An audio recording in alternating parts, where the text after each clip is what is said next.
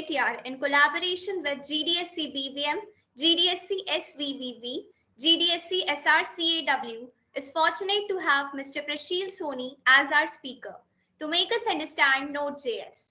Mr. Prashil Soni is a full-stack engineer at Bolt, Estonia.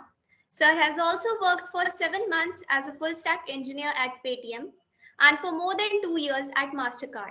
Sir has immense knowledge about Angular, Stencil.js, Node.js, React, Next.js, and Ember.js. Today, I feel privileged to welcome Mr. Prashil Soni to Web Chronicles. We are happy to have you, sir. The stage is all yours. Thank you so much. Hello, everyone. Good afternoon, good evening to you, and good afternoon to me. Yes, I am Prashil. I graduated from Acropolis in 2017 from computer science. And since then, I've been working with the IT industry. And I've worked with like several companies, Zensar, MasterCard, Paytm, and now I'm here in Bolt. So Bolt is, just for reference, is kind of Uber in Europe. So it's kind of a ride-hailing company. So I primarily work on technologies that are around JavaScript. So I started with Ionic, and then I learned Node.js and Angular, React, and whatnot. Like there are a lot of frameworks in JavaScript, so I've learned quite a few of them. So, but for today's presentation, we will just focus on Node.js, and then we will learn how to host an application on Node.js. But first, we'll understand like why Node.js and what is Node.js and all that stuff. So I'll just quickly share my screen, and we will start. Is it visible? Can someone confirm? No, sir. Your screen is not visible. Now? Yes, it's coming. Yes. Yeah, it's visible. Can you see the screen where there is a presentation with a title and my name and Yeah. Your screen is now visible. Okay, cool. So let's begin. We have 2 hours as per the organizers have said. So I don't think we might need 2 hours. I will wrap it up in an hour and a half, and rest of the time is for you guys to question. So if you feel, अगर तुम लोगों को लगता है, I'll be in Hindi and English both. I'll be switching between Hindi and English so that it's easier for us to understand. And बीच में कभी लगता है कि कुछ समझ में नहीं आ रहा है, so you guys can unmute yourself and intervene. और तुम रोक के पूछ सकते हो कि समझ में नहीं आया, can you explain again? ठीक है, this is just for you guys. Node.js is quite a big topic, जो कि 2 घंटे में कवर करना थोड़ा मुश्किल है. So I have decided to cover the most basic things of it, so that you can take that as a base, और उसके ऊपर तुम लोग start कर पाओ पढ़ना खुद से. So I will not explain how to write code in Node.js or how to write good code in Node.js, although we will write some programs, but this will just be a kind of starting point for you guys. So I will get the basics right, and then we will start. So just a disclaimer, there are 24 number of slides are 24, including this one, the previous one, and the thank you. So in case if you get bored, just ask कौन से slide पे हैं हम लोग, and we can move forward, or you can decide if you want to continue or drop. ठीक है? So next is this. This is what we are going to cover today. The first is client-server architecture. First, that's basic. Most of you might know about it. Most of you might not know about it. Or that's why I decided to include a quite short introduction about what is client-server architecture. Term बहुत बड़ा sound करता है कभी-कभी या complex sound करता है, but उतना कुछ है नहीं उसमें. So it's just a couple of slides. उसके बाद we will understand the 3 Qs of Node.js, why, what, and how. उसके बाद we'll write programs. Actually 2, yes. Then we'll understand what NPM is. Most of you might know, most of you might not know. I assume that you guys know because you've been through Angular and React sessions already. So you might have used NPM directly or indirectly. Uske baad we'll talk about what is hosting. So I'll come on to that, what is hosting, and then we will have some Q&A. So let's get the basics right first. What is client-server architecture? By the way, I cannot see you guys. So, okay, and you guys can ask the questions in chat as well. So if you feel so, and you can't unmute yourself, so usko chat mein likh do, ताकि I can visit the chat in between and check if you have some doubts or not. Okay. So this is what client-server architecture looks like, and it is just this, nothing more than this. So it's a client, a server, and a database. So that's what I have written. When I was of your age, I would never understand this, what is client, what is server, or what is database. So I decided to simplify it a bit. So clients are your phones, desktop, browsers, maybe washing machine, maybe your dishwasher, maybe your refrigerator, all these smart devices जो कि internet से connected होते हैं और जिनको आप अपने phone से कंट्रोल कर सकते हो, या फिर जो कि IoT वगैरह जो हम लोग बात करते हैं उस पे. तो all these things are called as clients, जो कि किसी सर्वर से बात करेंगे और वो सर्वर जो होगा वो वहाँ पे डेटा प्रोसेस करके क्लाइंट्स को रिस्पॉन्ड करेगा. तो basically whatever we use as an end device, जहाँ से हम कुछ देख पा रहे हैं, तो मेरा ब्राउजर हो गया, मेरे फोन के एप्लीकेशन हो गए,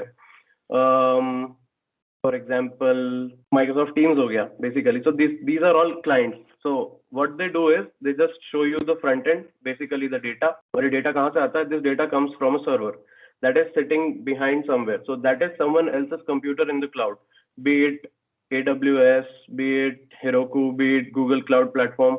So these guys have set up large data centers और वहाँ पे काफी सारे servers वो लोग रखते हैं, where you can put your applications or your code, जो कि फिर जहाँ पे लोग अपना सर्वर डिप्लॉय करते हैं और उनसे फिर क्लाइंट इंटरैक्ट करता है. So this is someone else's computer and database is either a program installed on someone else's computer or some third computer with large storage.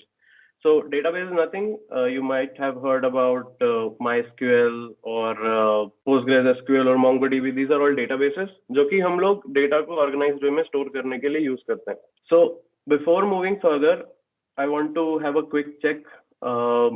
Are you guys all from second year, or is there someone from third year or final year as well? I need to have this information because according to that I will proceed. So if you are all from second year, I'll take it up more easy, more slow, and explain things in a bit more detail. If you are from third year and final year, I will assume that you guys know a lot of stuff beforehand, and I will skip the easy ones. Just a quick survey of the audience. Oh, sir, actually, they will unable to unmute themselves because we have not allowed them. They were just writing in the chat. So basically, the students are from first and second year only. Majority of them. Okay. I have to monitor the chat as well now. Yeah. Okay. So first year and second year. Okay. Okay, I see third year as well. So first year and second year. Okay. Let's get down to this first. समझ में आया whatever I explained? What is client? What is server? What is database? Write in the chat. I'll monitor the chat as well. किसी को कुछ doubt है अभी तक? क्योंकि इसके आगे फिर थोड़ा और कॉम्प्लेक्स हो सकता है. Okay. Understood. So this is just this. इसके अलावा और कुछ नहीं होता क्लाइंट सर्वर आर्किटेक्चर में. तो क्लाइंट पे जो हम लोग पढ़ाई कर रहे हैं अभी कंप्यूटर साइंस में, so we learn about what? We learn about data structures, algorithm, और कैसे कोड लिखना है. हम C++ में कोड लिखते हैं, C में कोड लिखते हैं, या फिर हम जावा में कोड लिखते हैं, या फिर तुम लोगों ने अभी कल पढ़ा होगा एंगुलर या रिएक्ट में कोड लिखते हैं. तो एंगुलर, रिएक्ट और JavaScript, these are not JavaScript but Angular, React और बाकी जो फ्रेमवर्क्स हैं, these are all front end things. तो तुम अगर एंगुलर में कुछ कोड लिख रहे हो तो that will run on your phone और डेस्कटॉप और browser, and you can see it, you can access that as a front end. उसके बाद जो आज हम पढ़ने वाले हैं, which is Node.js, that will be executed on the server, which is someone else's computer in the cloud. So we will write the code which will be executed on server. So what will happen is जो भी हम code लिखेंगे server पे, वो client से interact करके उसको data transfer करेगा बिटवीन में. फॉर एग्जाम्पल किसी एक एप्लीकेशन का एग्जाम्पल लेते हैं हम लोग. लेट्स से Uber का एग्जाम्पल लिया मैंने. So I want to book a cab. So I have the Uber application installed in my phone. So that is a client application, right? वो उन्होंने किसी टेक्नोलॉजी में लिखी होगी, मे बी नेटिव एंड्रॉइड हो सकता है, या फिर एंगुलर में लिखी हो या रिएक्ट में लिखी हो, और उसको फोन पे डिप्लॉय किया हो. Uber Lite जो एप्लीकेशन है वो शायद रिएक्ट नेटिव में लिखी है, आई am not sure, but it's like that. So that is client. तुम वहाँ पे अपना एड्रेस फिल करते हो. You say I want a cab at this address. So वो जो एड्रेस होता है फिर वो नेटवर्क के थ्रू सर्वर के पास जाता है. सर्वर के पास पूरी डिटेल्स होती हैं कि कौन सा ड्राइवर अभी कहाँ पर है, और सर्वर फिर आपके लिए सबसे एफिशिएंट एल्गोरिदम का यूज करके ड्राइवर सिलेक्ट करता है और आपको फिर ड्राइवर की डिटेल्स रिटर्न करता है। बैकग्राउंड में वो ड्राइवर के साथ भी कम्युनिकेट कर रहे होते हैं दूसरे सर्वर के थ्रू या दूसरी सर्विसेज के थ्रू, और ड्राइवर को फिर रिक्वेस्ट जाती है, वो राइड एक्सेप्ट करता है और फिर आपको रिस्पॉन्स आता है। So this is how this diagram works. So you are here on either on phone और डेस्कटॉप, और उबर और जो भी कंपनी है उसका जो कोड है, सर्वर है, that is somewhere in the cloud जिससे तुम इंटरेक्ट कर रहे हो उस एप्लीकेशन के थ्रू, और वो आपको बेसिकली डेटा प्रोसेस करके रिटर्न कर रहा है। इतना क्लियर हुआ? Okay. Database, so database is something, इसका एक वीडियो देखा था मैंने, मैं उसी के हिसाब से समझाता हूँ, फिर explain to me like I am 5। So database is something, एक बुक शेल्फ है तुम्हारे पास और तुम उसमें बुक्स को अरेंज कर रहे हो। तो database is something like that. तुम्हारे पास काफी सारा डेटा है और तुमको उसको किसी एक सॉर्टेड फॉर्म में अरेंज करना है so that you can read that data efficiently और क्विकली। तो उसके लिए हम लोग डेटाबेसेस यूज करते हैं। तो डेटाबेस बेसिकली क्या करता है, तुमसे डेटा लेता है और एक स्पेसिफिक फॉर्मेट में उसको स्टोर करके रख लेता है। तो next time you want to get that data, तुमको सिर्फ एक क्वेरी करनी होती है, मतलब डेटाबेस से पूछना होता है कि I want this data with this ID और इस नाम से, या फिर इस लोकेशन पे कौन कौन सी कैब्स है वो सब बताओ मुझे। तो डेटाबेस उसमें से ढूंढ के और तुमको रिजल्ट रिटर्न करता है, और फिर तुम उस रिजल्ट को प्रोसेस करके क्लाइंट को रिटर्न करते हो। Clear? Database is something where you store data, that's it. उसके अलावा कुछ भी नहीं है उसका पर्पस। वहाँ पे सिर्फ तुम डेटा स्टोर करते हो यूजर्स का या कोई भी डेटा टाइप का, कोई भी टाइप का डेटा स्टोर कर सकते हो। आगे बढ़ते हैं। Next is this. अब आते हैं हम Node.js पे। So we understood what is this. There is client, there is server, there is database. So आज तुमने जो लास्ट 2 दिन में पढ़ा है वो हमने लेफ्ट मोस्ट पार्ट पे फोकस किया था, that is Angular, React, that are all front end based technologies, client based technologies. आज जो हम फोकस करने वाले हैं वो सर्वर बेस्ड टेक्नोलॉजी पे फोकस करने वाले हैं, विच इज Node.js, और डेटाबेस जो होगा वो कल होगा, मतलब आने वाले कल में, tomorrow. So next is this, what the heck is Node.js। तो उसको पढ़ने के लिए हमको उसके 3 क्यूज पढ़ना पड़ेंगे सबसे पहले, कि वो क्या होता है, वो क्यों एग्जिस्ट करता है, और हमको उसको कैसे यूज करना है, तो how to use it. So third part is mostly practical, जहाँ पे हम जाके प्रोग्राम्स वगैरह लिखेंगे। फर्स्ट पार्ट में I will explain what is it, how does it work, और ये जो क्लाइंट सर्वर आर्किटेक्चर है उसमें वो कहाँ फिट होता है और कैसे फिट होता है, और उसके बाद उसके कुछ बेनिफिट्स हैं बीच में। जो वाई वाला पार्ट है वहां पे हम ये समझेंगे कि वो क्यों यूज करती है दुनिया बेसिकली। तो next is this, what is Node.js। So Node.js is a JavaScript runtime built on Chrome's V8 JavaScript engine.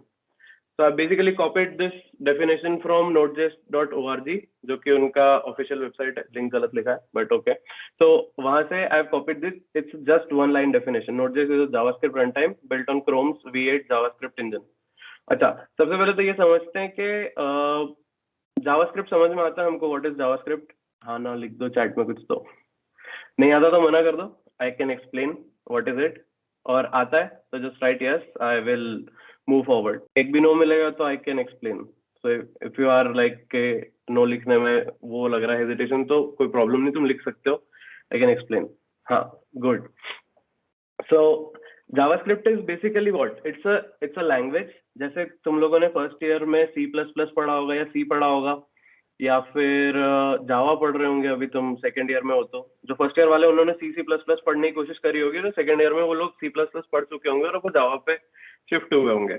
तो जैसे ये प्रोग्रामिंग लैंग्वेजेस है which we use to interact with the computer basically. तो हम क्या करते हैं, हम कुछ कोड लिखते हैं, हम उसको कंपाइल करते हैं, हम उसको सिस्टम पे रन करते हैं।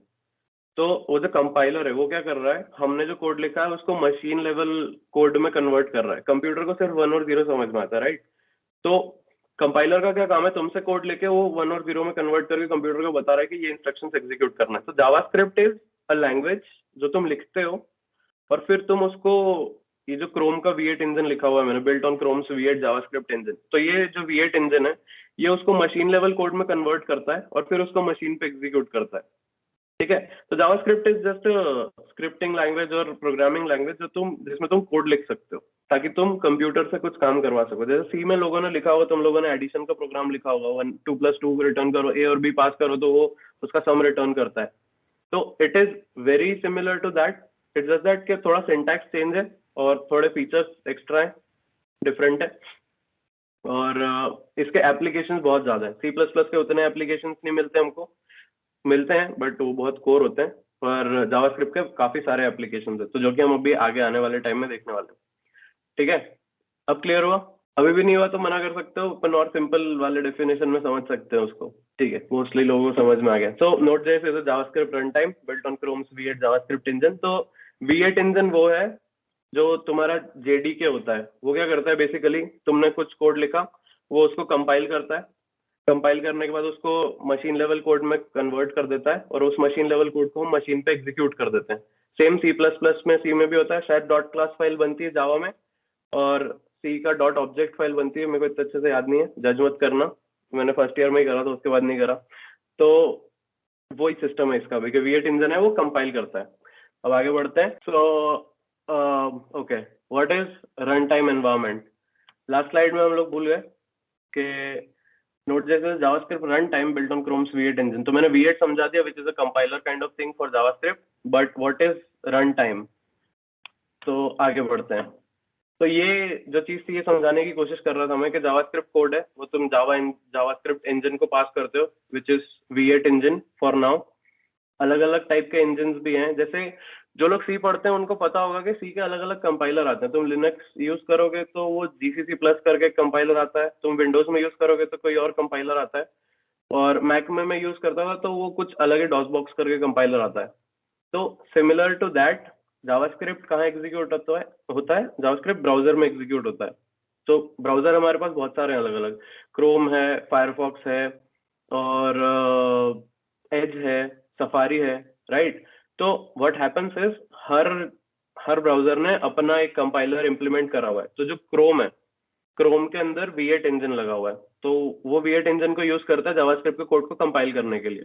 नेक्स्ट हम आते हैं अगर मोजिला फायरफॉक्स पे, तो उसके इंजन का नाम स्पाइडर मंकी है। और एज जो ब्राउजर है माइक्रोसॉफ्ट का, वो थोड़े टाइम पहले तक चक्रा करके एक इंजन को यूज करता था, but now they have shifted to V8 only, because internet explorer से अपग्रेड करके वो आए थे और वो उसी इंजन को यूज कर रहे थे, जो कि बहुत शिट था और वो काम नहीं करता ठीक से, बहुत स्लो था वो। तो they have now shifted to V8। So it's there are two main engines in the market अभी। V8 इंजन है जो क्रोम यूज करता है और एज यूज करता है, और एक फायरफॉक्स का खुद का इंजन है which is called spider monkey. तो इंजन का काम कुछ नहीं है, तुम जो कोड लिख रहे हो, तुमने कल जितना भी एंगुलर का कोड लिखा या फिर तुमने रिएक्ट में कोड लिखा, तो वो सब कुछ V8 के थ्रू गया। तुम जब वो कमांड टाइप करते हो कंपाइल करने के लिए या बिल्ड करने के लिए, तो वो उस V8 इंजन के थ्रू ही जाके और मशीन कोड में कन्वर्ट होता है, फिर मशीन उसको समझती है। तो this is how it works. Run time environment समझा रहा था मैं कि what is run time environment.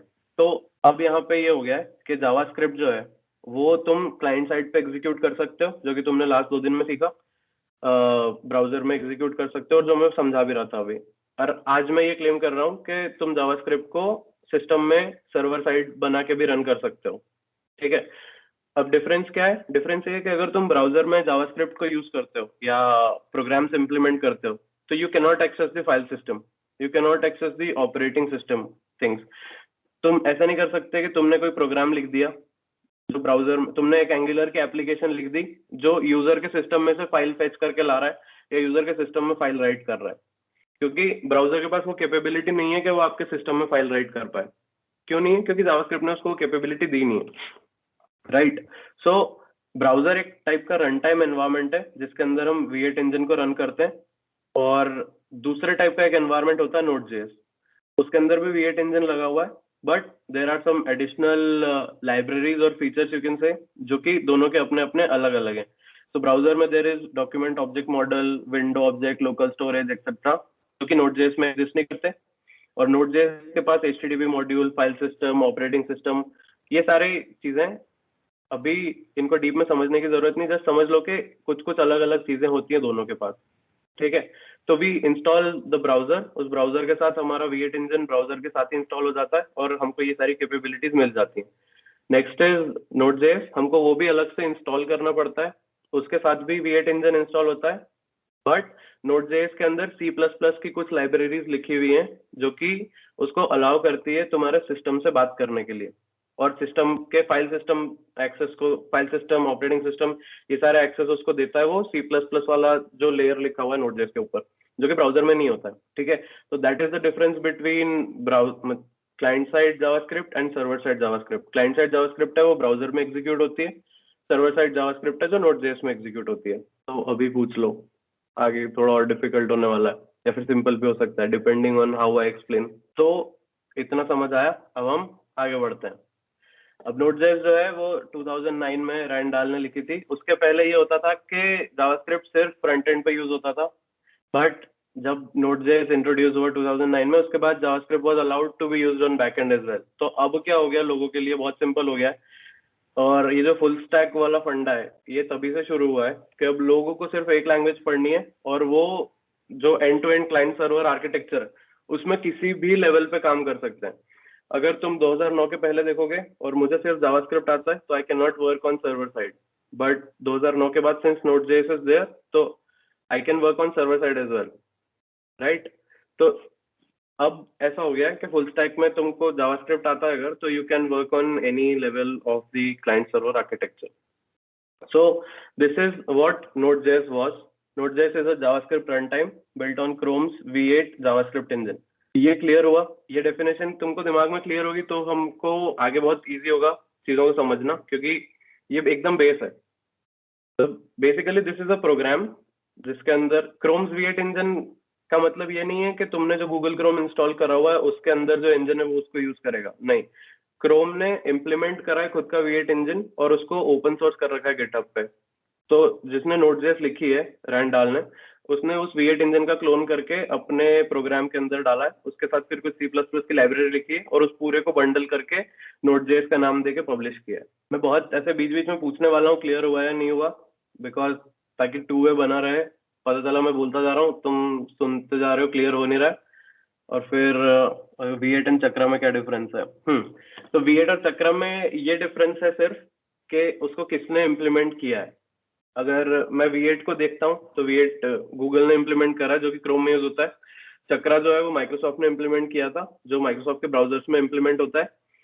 और डिपेंडिंग ऑन दीज टू ये भी हो सकता है, क्योंकि जावास्क्रिप्ट में काफी सारी इनबिल्ट लाइब्रेरीज होती हैं, जैसे ये लोकल स्टोरेज वाला मॉड्यूल हो गया, या फिर डॉम मैनिपुलेशन वाला मॉड्यूल हो गया, या फिर कुछ बहुत सारे इनबिल्ट फीचर्स होते हैं, जैसे एरे यूज करते हो तुम, एरे फिल्टर के लिए फंक्शन यूज करते हो।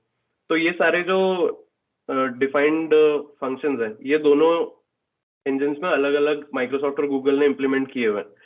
तो दैट इज द डिफरेंस, मतलब इम्प्लीमेंटेशन दोनों में सेम है, बट हो सकता है कि गूगल क्रोम में अगर तुम एरे को फिल्टर करने के लिए कोई फॉर लूप यूज कर रहे हो तो वो हो सकता है तेज चले, और अगर चक्रा में यूज कर रहे हो तो वो स्लो चले, डिपेंडिंग ऑन उन्होंने बैकग्राउंड में कैसे इंप्लीमेंट करा हुआ उनको अपने अपने इंजन में, ठीक है। तो these are just two engine. Chakra अब यूज भी नहीं होता तो उसके बारे में पढ़ने से मतलब भी नहीं है, it's just V8।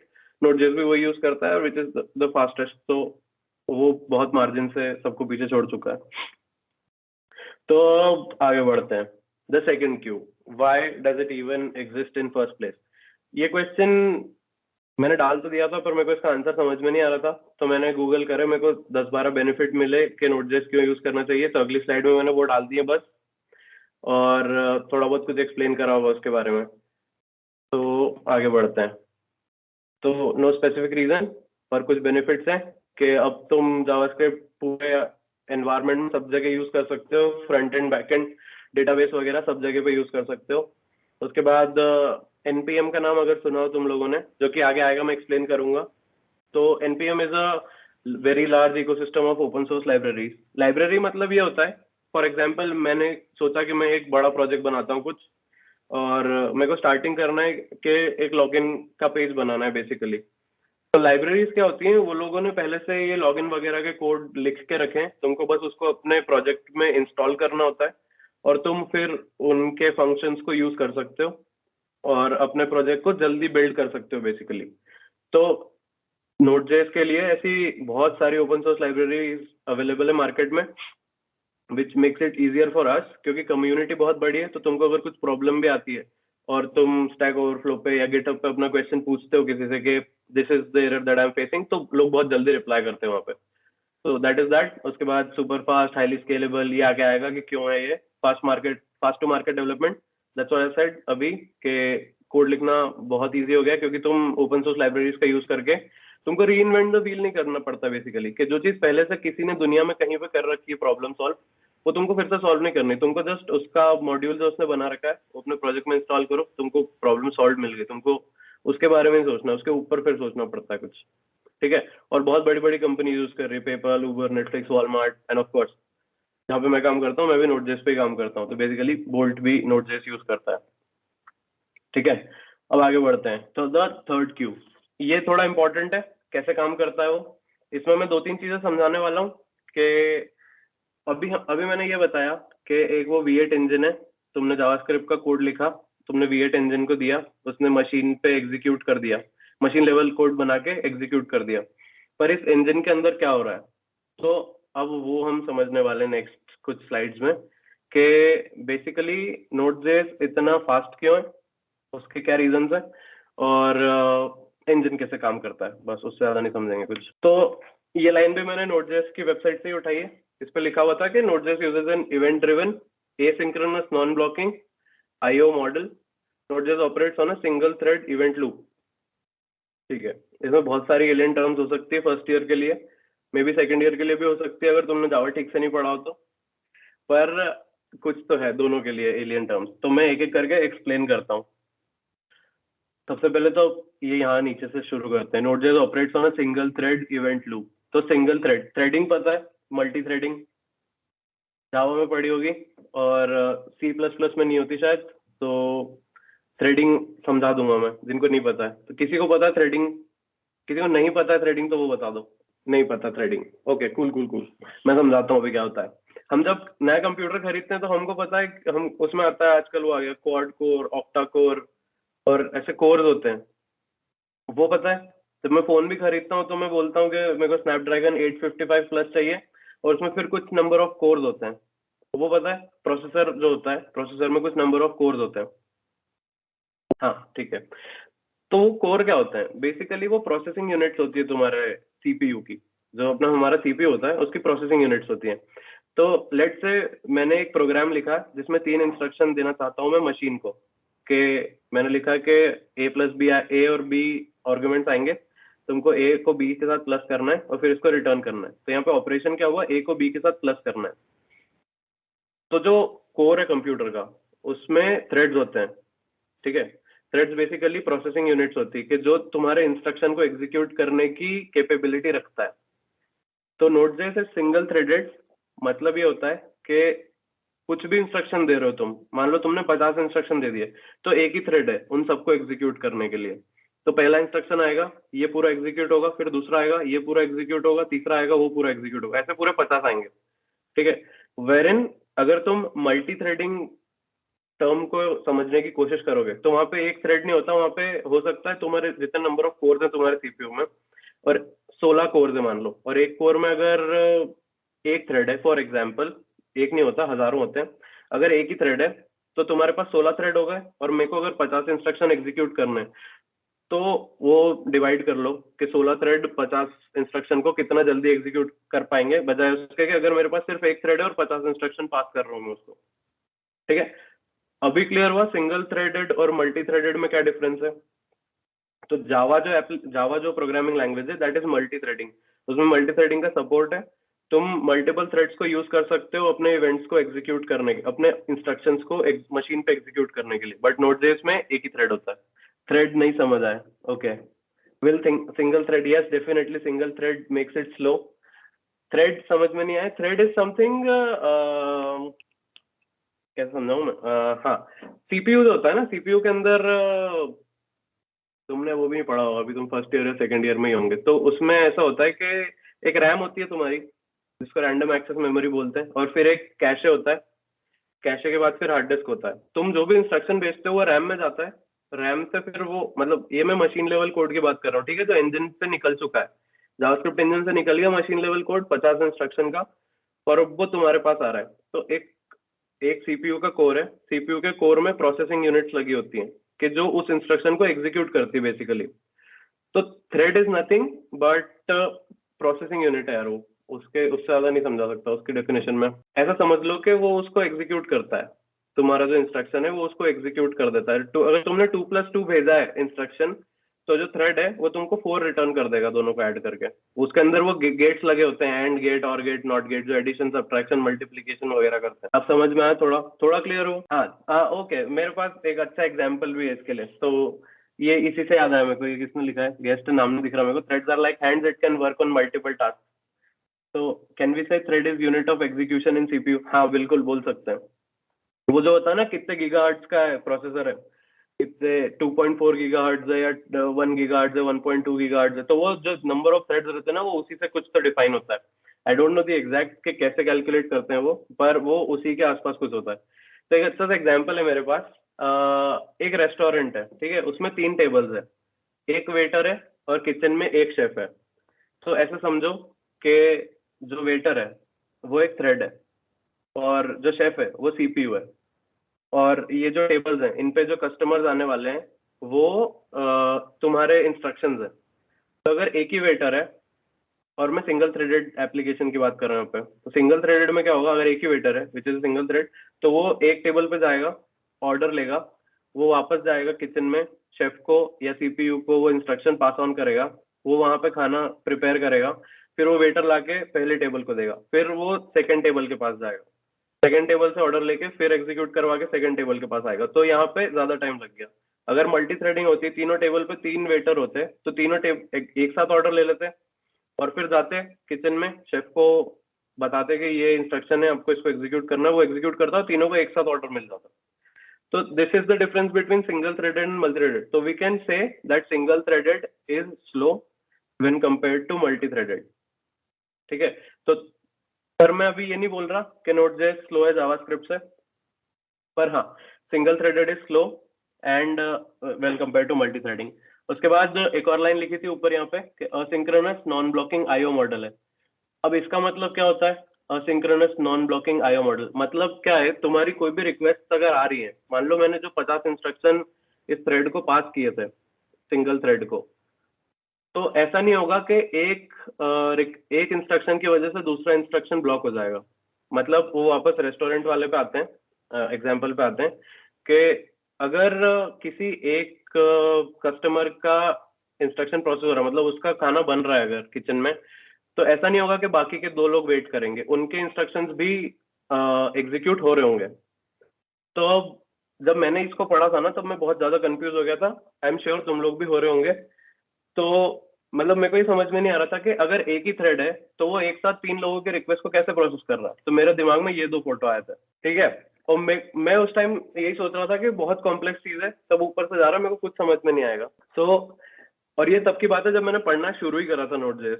So it took me around 2 years, क्योंकि मैं ठीक से नहीं पढ़ता था तब, मैं चीजों को डेप्थ में जाके अब पढ़ने लगा। तो it took me around 2 years to understand the architecture completely, कि Node.js पे जब मैं कोड लिखता हूँ तो वो एक्चुअली इंजन के अंदर जाके एग्जीक्यूट कैसे होता है। तो अब हम वो समझेंगे कि ये इंजन कैसे काम करता है। ये डायग्राम बहुत इंटिमिडेटिंग लग सकता है शुरू में, पर मैं इसको बहुत सिंप्लीफाई करके समझाने की कोशिश करूंगा। इसको आगे पढ़ने से पहले अभी तक किसी को कोई डाउट, हाँ या ना लिख दो चैट में, अगर डाउट नहीं है तो नो लिख दो। Just like dividing a road into different, हाँ बिल्कुल सही है, तुम लोग मेरे से अच्छा एग्जाम्पल दे रहे हो यार, नो डाउट। ठीक है, तो अब इसको समझते हैं। मैंने कुछ कोड लिखा, ठीक है, और ये अब अपन आ गए इंजन के अंदर। तो मैं वापस जाता हूँ रेफर करने के लिए यहाँ पे। तो हमने लेफ्ट मोस्ट पार्ट कंप्लीट कर लिया, हमने कोड लिख दिया पूरा, और वो कोड इंजन के पास चला गया। अब मैं इतनी देर से ये बोल रहा था कि इंजन उसको मशीन लेवल कोड में कन्वर्ट करके मशीन पे एग्जीक्यूट कर देता है, पर ये इंजन उसको कन्वर्ट कैसे करता है अब हम वो देखते हैं। कन्वर्ट कैसे करता है बेसिकली, या फिर उसको वो कैसे करता है कि केटर कैसे करता है, सारी जो रिक्वेस्ट आ रही है इनकमिंग उनको हैंडल कैसे करता है। तो वो आएगा यहाँ से, ठीक है। अभी अभी जो मैं कोड लिखता हूँ रिक्वेस्ट में, वो कुछ भी हो सकता है। I can request to read a file from the file system, write a file to the right file system, या फिर मेरे को ऑपरेटिंग सिस्टम पे कोई कमांड एग्जीक्यूट करनी पड़ सकती है, जैसे तुम C++ में शायद करते भी होंगे कमांड एग्जीक्यूट। सी का प्रोग्राम कैसे एग्जीक्यूट करते थे मैं भूल गया, बट हाँ कुछ कमांड लाइन पे लिखता था मैं और फिर वो एग्जीक्यूट हो जाता था। तो वो है कि तुमको सिस्टम में कोई कमांड एग्जीक्यूट करनी है, तुमको कोई फाइल रीड करनी है या कोई नेटवर्क कॉल करना है तुमको। जैसे मैंने वो उबर वाला एग्जांपल दिया था कि सर्वर से ड्राइवर का डेटा फेच करके लेके आना है, राइट। तो ये सब ना टाइम कंज्यूमिंग ऑपरेशंस होती है। तो ये इन सबको मैं रिक्वेस्ट बोल रहा हूँ कि तुम्हारा कोई भी एक स्पेसिफिक इंस्ट्रक्शन है वो तुमको सिस्टम पे एग्जीक्यूट करवाना है। तो ये सारे इंस्ट्रक्शन आते हैं यहाँ पे इंजन के पास। इंजन के अंदर एक इवेंट लूप नाम की चीज इम्प्लीमेंट करी हुई। इवेंट लूप कुछ नहीं होता, जो रिक्वेस्ट आती है ना उनको घुमाता रहता है, और जो जो एग्जीक्यूट होती जाती है उनको वापस भेजता रहता है क्लाइंट के पास, और जो जो नहीं होती है उनको क्या करता है, as a call back register कर देता है। टर्म्स बहुत भारी भारी लग सकती है कि ट्रिगर कॉल बैक क्या होता है, ये कॉल बैक समझ में नहीं आ रहा है, ये क्या होता है, कुछ कुछ नहीं होता है। वो बेसिकली उसको, उसके पास जो भी चीजें आ रही है उनको साइड में रख देता है कि इसको मैं थोड़ी देर बाद देखूंगा जब ये कंप्लीट हो जाएगा, ठीक है।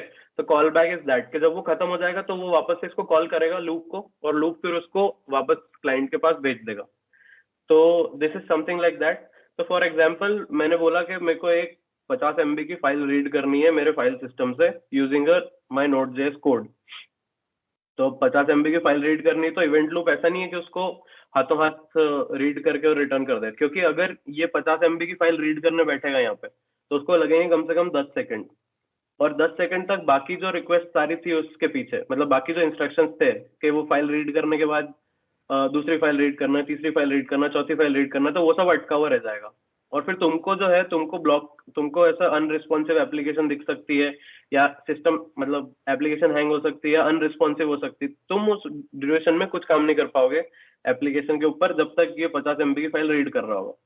तो इसको सॉल्व करने के लिए इन्होंने बहुत स्मार्ट तरीका लगाया। इन्होंने सोचा कि रिक्वेस्ट जितनी भी आ रही है तो जो इमीडिएटली एग्जीक्यूटेबल है, जैसे 2+2 है, तो उसके लिए मेरे को कहीं से कुछ रीड नहीं करना है, कहीं से कुछ डेटा फेच करके नहीं लाना है, मेरे को सिर्फ प्रोग्राम पे वो जो ऑपरेशन है अप्लाई करना है और रिटर्न करना है। तो 2+2 यहाँ से लूप में आएगा और यहाँ से वापस चला जाएगा, 4 रिटर्न हो जाएगा, इतने में वो कैलकुलेट कर लेगा जल्दी से। पर अगर मेरे को 50 MB की फाइल रीड करना है तो वो यहाँ आएगा और देखेगा ओह ये तो बड़ा ऑपरेशन है, तो इसको अपन डालते हैं कॉल बैक क्यू में। और call back Q is a different queue जहाँ पे ये सारे ऑपरेशंस परफॉर्म होते हैं। इस क्यू में जाके फिर वो एक डिफरेंट कोर पे जाके और उस 50 MB की फाइल को रीड करेगा, और जैसे ही वो फाइल पूरी रीड हो जाएगी तो यहाँ से एक कॉल बैक जाएगा लूप के पास कि हाँ फाइल रीड हो गई है मेरी, now you can return the response. तो वो इवेंट लूप के पास आता है, और अगर उस टाइम पे इवेंट लूप के पास कुछ और इंस्ट्रक्शन एग्जीक्यूट हो रहा होगा तो इवेंट लूप उसको पहले खत्म करेगा, फिर इधर से जो पेंडिंग ऑपरेशंस आए हुए होंगे उनको टेक इन करेगा और फिर उनको रिटर्न करेगा, और फिर ये साइकिल ऐसे चलता रहता है। तो मैंने 50 इंस्ट्रक्शन भेजे मान लो, तो उसमें से 25 जो थे वो इंस्टेंटली प्रोसेस होके वापस चले गए, बाकी 25 इधर क्यू में चले गए और वो एक एक करके एग्जीक्यूट हो गए वापस जाते रहते हैं यूजर के पास। तो ये जो डेफिनेशन थी asynchronous non blocking IO model, IO मतलब इनपुट आउटपुट होता है, ठीक है। तो एसिंक्रोनस है पहली बात। तो एसिंक्रोनस का मतलब ये होता है कि जिस ऑर्डर में तुम्हारे पास रिक्वेस्ट आ रही है तुम उस ऑर्डर में रिस्पॉन्ड नहीं कर रहे हो। तुम्हारे पास मान लो 50 MB की फाइल रीड करना है, 25 की रीड करना है, 10 की रीड करना है, तो तुम ऐसा नहीं करोगे कि पहले 50 फिर 25 और फिर 10 रिटर्न करोगे। हो सकता है 10 MB वाली पहले रिटर्न हो जाए, फिर उसके बाद 20 वाली रिटर्न हो जाए, फिर 25 वाली 50 वाली रिटर्न हो जाए। तो दैट इज एसिंक्रोनस के जिस ऑर्डर में रिक्वेस्ट आई है उस ऑर्डर में रिस्पॉन्स नहीं जाएगा। और सिंगल थ्रेड है तो वो एक्सप्लेन कर दिया मैंने कि यहाँ पे एक ही थ्रेड था, यही एक इवेंट लूप है जिसको हम थ्रेड बोल रहे हैं, और यही सब काम कर रहा है यहाँ पे। तो इसीलिए Node.js was able to do multi-threading kind of stuff, not exactly multi-threading, using single thread। तो वो जो गेम है वो पूरा इस इवेंट लूप के ऊपर चलता है, इसीलिए Node.js फास्ट है, ठीक है। तो प्रोग्राम लिख के ट्राई करते हैं, ठीक है। तुम लोगों के सिस्टम पे अगर Node.js इंस्टॉल्ड हो, वैसे होना चाहिए, होगा क्योंकि तुम 2 दिन से वही कर रहे हो, तो प्रैक्टिकल हैंड्स ऑन सेशन भी हुए। तो एडिटर खोल सकते हो अपना, साथ में कोड लिख सकते हैं हम लोग, और नहीं तो मेरे को देख लो मैं कैसे लिख रहा हूँ, और चिल मारो। और क्या, अगर तुमको चेक करना है कि सिस्टम पे Node.js इंस्टॉल्ड है या नहीं है, कोई डाउट है उस चीज को लेके, तो टर्मिनल या कमांड प्रॉम्प्ट में जाके node-v लिख दो। तो वो अगर कुछ रिटर्न करता है यहाँ पे वर्जन नंबर, मतलब इंस्टॉल्ड है, और अगर कुछ रिटर्न नहीं कर रहा तो समझ जाओ कि इंस्टॉल्ड नहीं है। तो फिर तुम देखो कि मैं क्या कर रहा हूँ। मैंने कुछ नहीं करा, डायरेक्टरीज चेंज करी थोड़ी बहुत कुछ। तब तक किसी को क्वेश्चन हो तो पूछ लो इधर। एडिटर कोई सा भी चलेगा, मैं VS कोड यूज करता हूँ क्योंकि आधी से ज्यादा दुनिया वो यूज कर रही है, फ्री भी है। तुम नोटपैड भी यूज कर सकते हो, हाँ कर सकते हो, बिल्कुल कर सकते हो। उसके अलावा JetBrains के आईडी आते हैं, वेबस्टॉर्म के नाम का एक आईडी है, वो बहुत फेमस है। उसके अलावा Sublime, brackets, atom, notepad plus plus, ये सब बहुत पॉपुलर वो है, एडिटर्स है। ठीक है, अभी मैं Node.js का प्रोजेक्ट बनाने की कोशिश कर रहा हूँ यहाँ पे। ठीक है, जैसे तुमने कल एंगुलर का प्रोजेक्ट बनाया होगा तो वो ng-new करके बनता है। रिएक्ट का बनाया होगा तो क्रिएट रिएक्ट ऐप और ऐप का नाम लिख के बनता है। मैं यहाँ पे जो बनाने वाला हूँ Node.js के लिए एक प्रोजेक्ट बनाने वाला हूँ बेसिकली।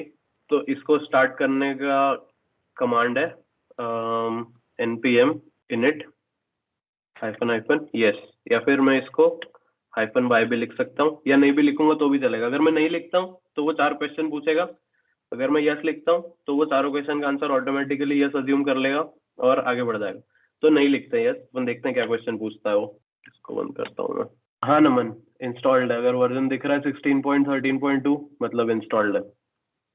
तो मैंने कमांड एग्जीक्यूट करी npm init, इसका मतलब ये होता है कि मेरे को एक नया प्रोजेक्ट स्टार्ट करना है।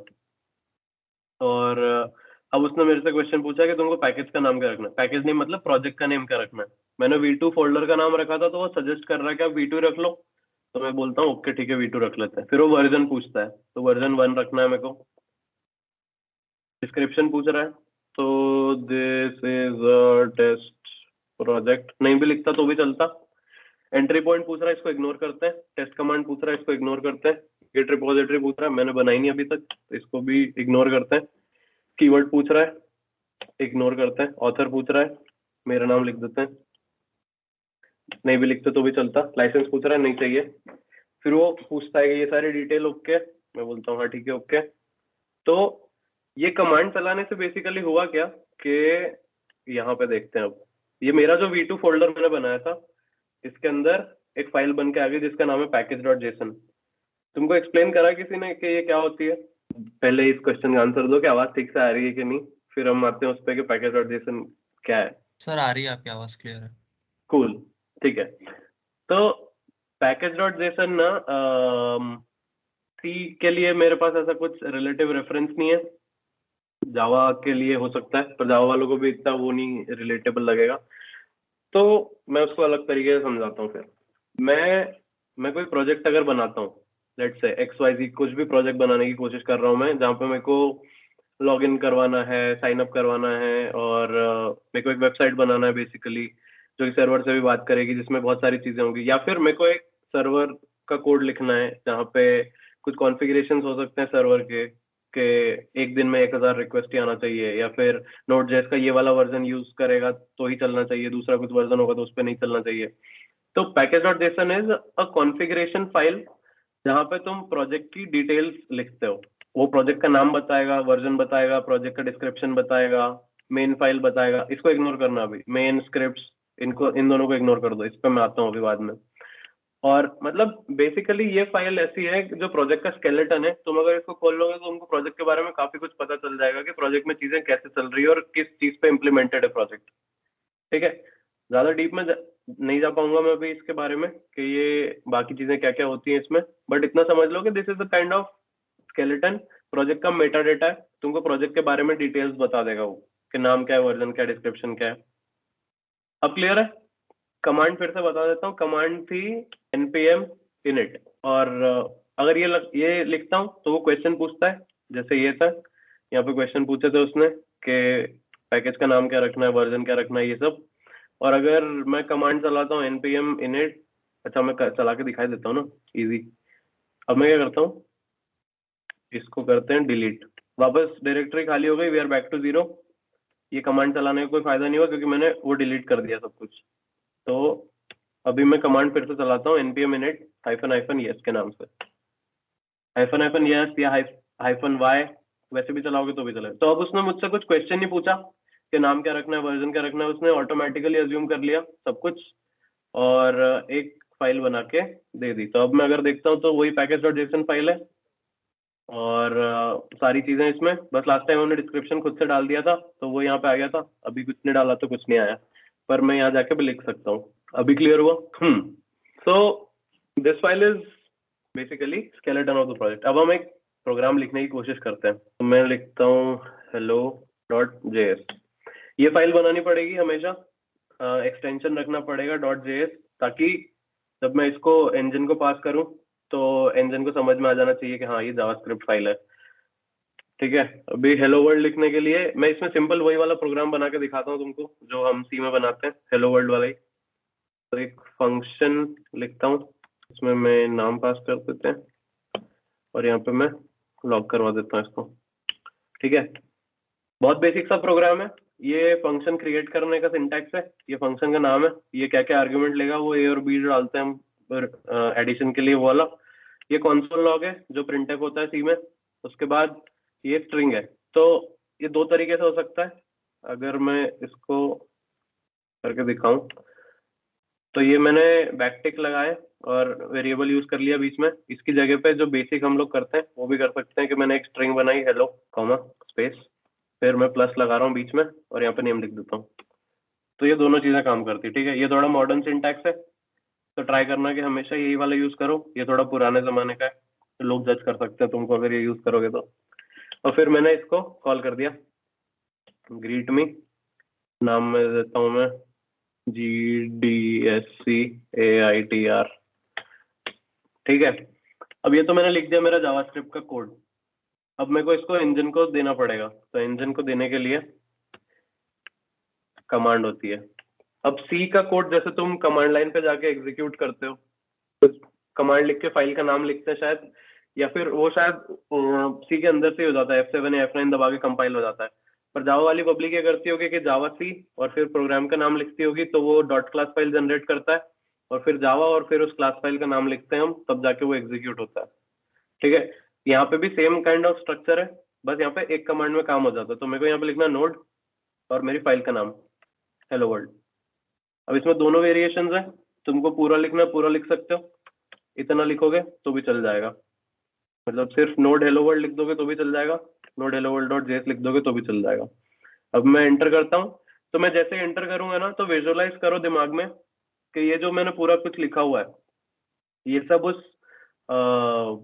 V8 इंजन में जाएगा. उसके अंदर जो इवेंट लूप है उसके अंदर जाएगा. इवेंट लूप इन सब चीजों को प्रोसेस करेगा. क्योंकि मैं यहाँ पे कुछ हैवी ऑपरेशन नहीं कर रहा जिसमें टाइम लगे, तो ये सिंक्रोनस ही होगा.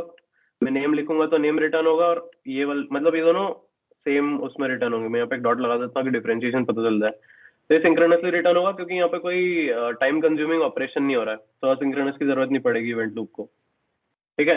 अब मैंने जैसे एंटर दबाया तो आगे लिखा हुआ हेलो GDSCAITR हेलो. तो ये एक बेसिक हेलो वर्ल्ड प्रोग्राम है जो मैंने Node.js में लिखा है. क्लियर हुआ? इसमें किसी को कोई डाउट है क्या?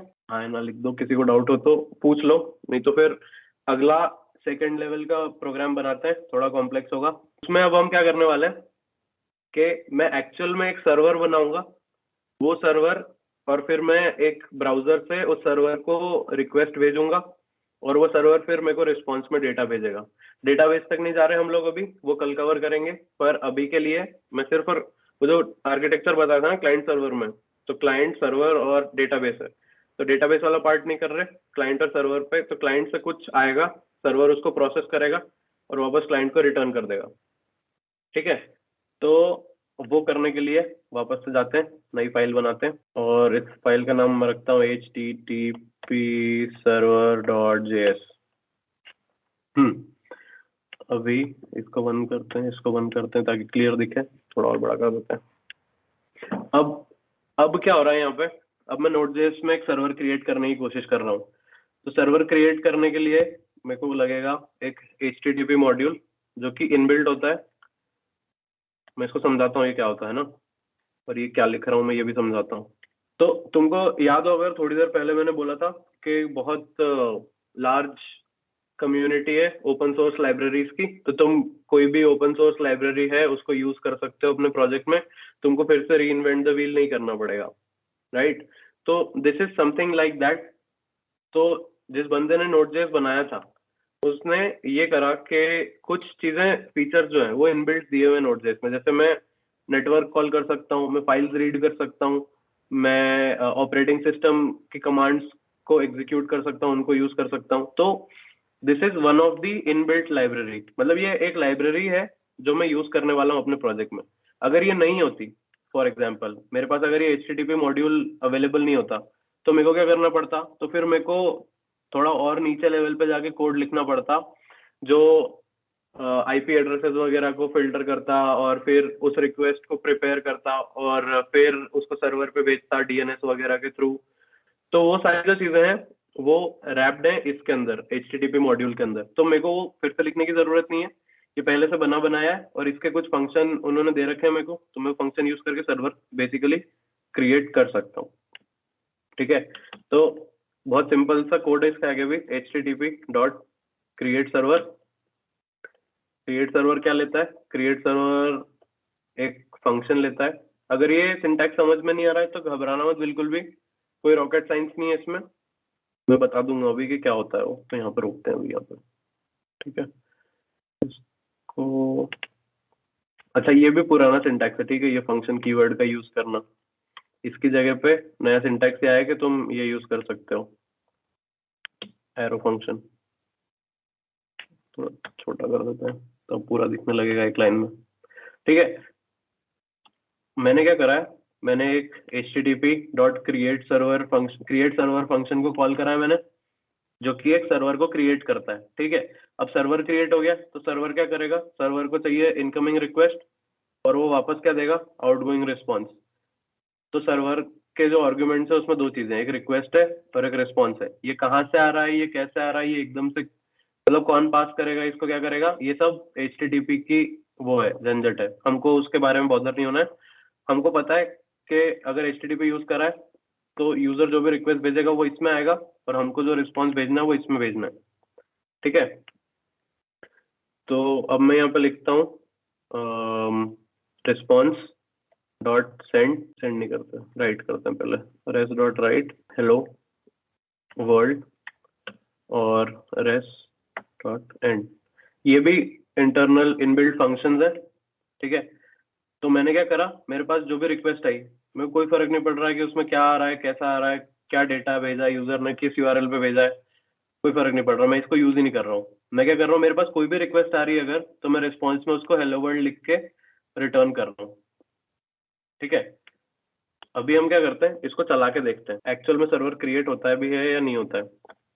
तो अगर अभी मैं इसको एग्जीक्यूट करूंगा ना तो ये नहीं चलेगा, फिर भी मैं करके दिखाता हूँ एक बार। ये चल के खत्म हो गया। अब अगर मेरे को सर्वर को एक्सेस करना है तो मेरे को किसी URL पर रिक्वेस्ट भेजनी पड़ेगी, तब जाके मेरे को पता चलेगा कि सर्वर अप एंड रनिंग है या नहीं है। तो उसके लिए सर्वर को पोर्ट डिफाइन करना पड़ता है, लिसन, और यहाँ पे मैं पोर्ट डिफाइन करता हूँ लेट्स से 8080। अब अगर मैं इसको रन करता हूँ तो देखो ये प्रोसेस चालू तो हुई है पर ये कमांड टर्मिनेट नहीं हुई है। मतलब क्या हुआ है कि सर्वर चालू हो गया है और वो इस पोर्ट पे लिसन कर रहा है। या फिर मेरे पास एक ऑप्शन और होता होगा मैसेज का, नहीं है, ठीक है, इतना बहुत है अभी के लिए। तो अगर मैं ब्राउजर में जाता हूँ और मैं यहाँ पे लिखता हूँ लोकल होस्ट 8080 एंटर, तो वो हेलो वर्ल्ड रिटर्न कर रहा है। और इररिस्पेक्टिव ऑफ मैं यहाँ पे कुछ भी लिख दूँ वो हमेशा हेलो वर्ल्ड रिटर्न करेगा। यहाँ तक में किसी को कोई डाउट है, ऑटो सजेशन कैसे यूज करते हैं, एक्सटेंशन कौन से, मैं ये बताऊंगा। ये प्रोग्राम खत्म कर ले फिर मैं IDE के बारे में थोड़ा ज्ञान दे दूंगा। अरे अरे आवाज आना बंद हो गई क्या? जो अनम्यूट कर सकते हैं वो अनम्यूट करके बता दो कि आवाज आ रही है नहीं आ रही है। Sir, Sir, you you are are audible. clearly audible. Okay okay okay okay okay. तो एक्सटेंशन वाला क्वेश्चन, इसको भी वो वाली साइड वाले कॉल बैक क्यू में डालते हैं। जब ये प्रोसेस खत्म हो जाएगी तो मैं उधर से पिक करके तुमको बता दूंगा कि एक्सटेंशन कौन सी यूज कर रहा हूँ और ऑटो कंप्लीट वगैरह कैसे काम करता है, ठीक है। इसमें अगर कोई डाउट नहीं है तो मैंने एक बार वो क्विक ओवरव्यू दे देता हूँ फिर से कि क्या करा। यहाँ पे हमने एक इनबिल्ट मॉड्यूल था Node.js का जिसको इंपोर्ट करा, ठीक है। ये रिक्वायर जो लिखा है ये बेसिकली Node.js स्टाइल है इंपोर्ट करने के लिए। तो इंपोर्ट करा मैंने HTTP मॉड्यूल को, उसका एक फंक्शन है क्रिएट सर्वर, वो यूज करा। क्रिएट सर्वर में मैंने रिस्पॉन्स में हेलो वर्ल्ड लिख के और उसको बोला कि तू 8080 पे लिसन कर ले, और फिर मैंने ब्राउजर में जाके चेक करा कि ये 8080 पे चल भी रहा है या नहीं चल रहा है, तो ये चल रहा है। अब इसका एक एक्सटेंशन लिख के देखते हैं, हम ये रिक्वेस्ट को भी यूज करते हैं, ठीक है। अब मैं लिख रहा हूँ रिक्वेस्ट में से मेरे को कुछ डेटा रीड करना है। पे चेंज करते हैं। हम अब ये करते हैं कि जिस URL से हमको रिक्वेस्ट आ रही है हम वो URL जो है वो रिस्पॉन्स में रिटर्न कर देंगे। तो हेलो रिक्वेस्टेड दिस URL, और URL निकालने के लिए मैं रिक्वेस्ट में जाऊंगा और उसमें से मैं URL लिख दूंगा। तो ये जो रिक्वेस्ट आती है मेरे पास, इसमें URL भी आता है, तुम्हारा IP एड्रेस भी आता है, काफी सारी चीजें आती है। तो 2-4 चीजें लॉग करके देख लेते हो, देखने में थोड़ा फैंसी लगेगा। रिक्वेस्ट डॉट IP, अच्छा इसमें नहीं आता, एक्सप्रेस में आता है। क्या क्या अवेलेबल है? URL, status code, status message, और भी होते हैं। अभी के लिए ठीक है, URL पे स्टिक करते हैं। अब मैं क्या करूंगा, सर्वर को बंद करा क्योंकि मैंने कोड चेंज करा, ठीक है। तो मैं सर्वर बंद करता हूँ, मैं फिर से सर्वर को शुरू करता हूँ। तो अब ये नया कोड है, ये इंजन में जाएगा और एग्जीक्यूट होगा। एग्जीक्यूट हो गया, सर्वर शुरू हो गया। अब अगर मैं यहाँ पे रिफ्रेश करता हूँ तो देखो यहाँ पे मैसेज चेंज हो गया, hello you requested this URL /प्रशील। अब यहाँ पे मैं कुछ भी लिखता हूँ, अगर ABC तो ABC आ जाएगा, DEF लिखता हूँ तो DEF आ जाएगा, ठीक है।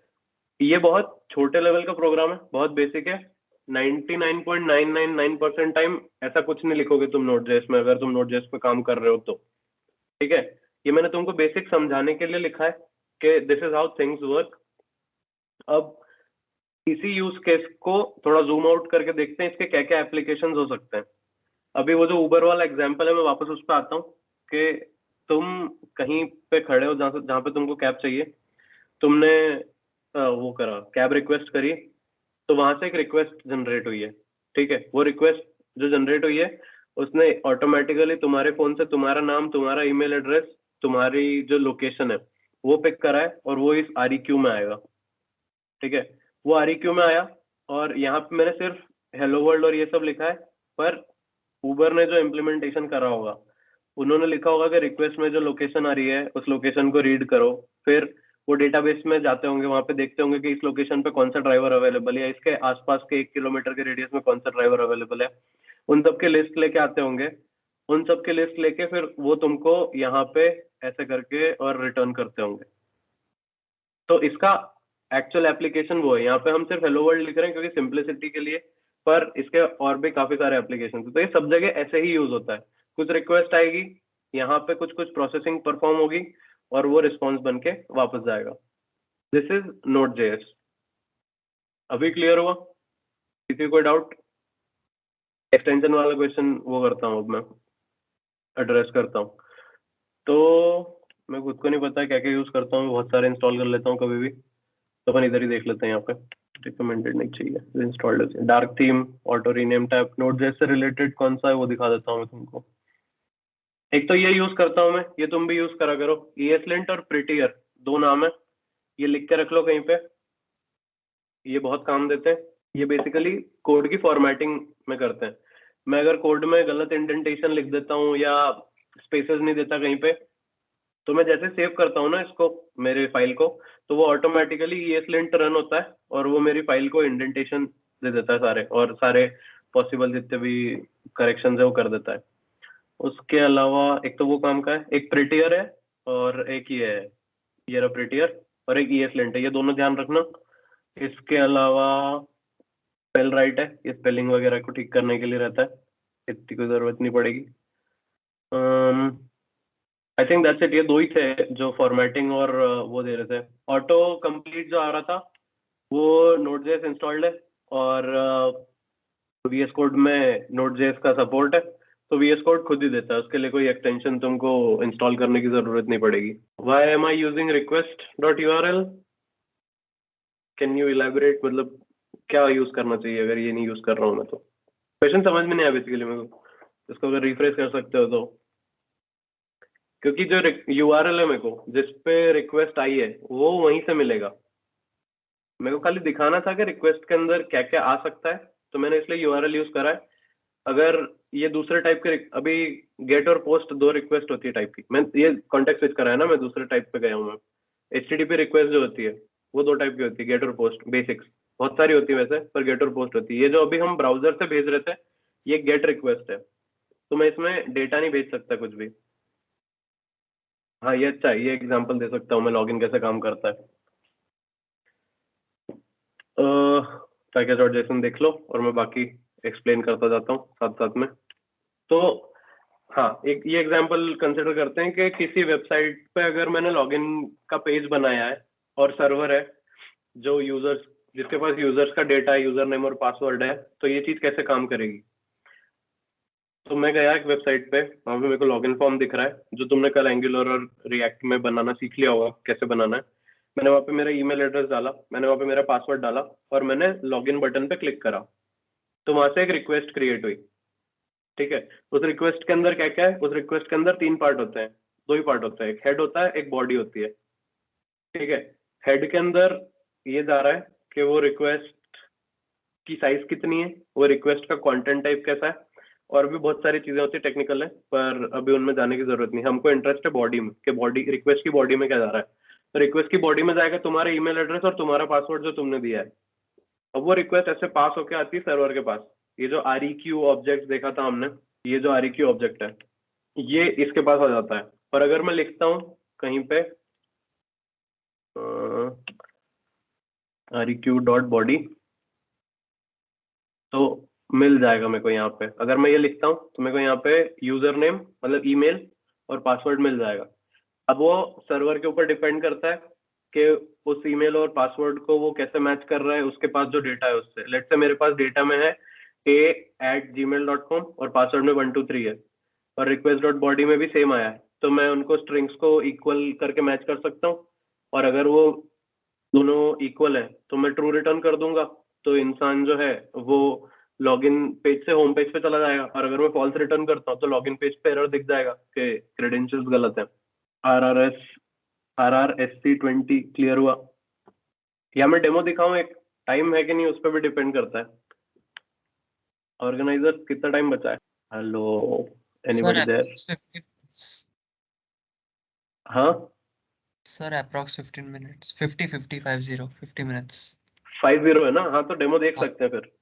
हाँ, ठीक है, दिखाता हूँ, चलो एक डेमो बना के दिखाता हूँ। अभी डेमो के लिए ना मेरे पास, अच्छा पेज भी बना लेते हैं कि HTML वगैरह तो पढ़ा ही है तुम लोगों ने।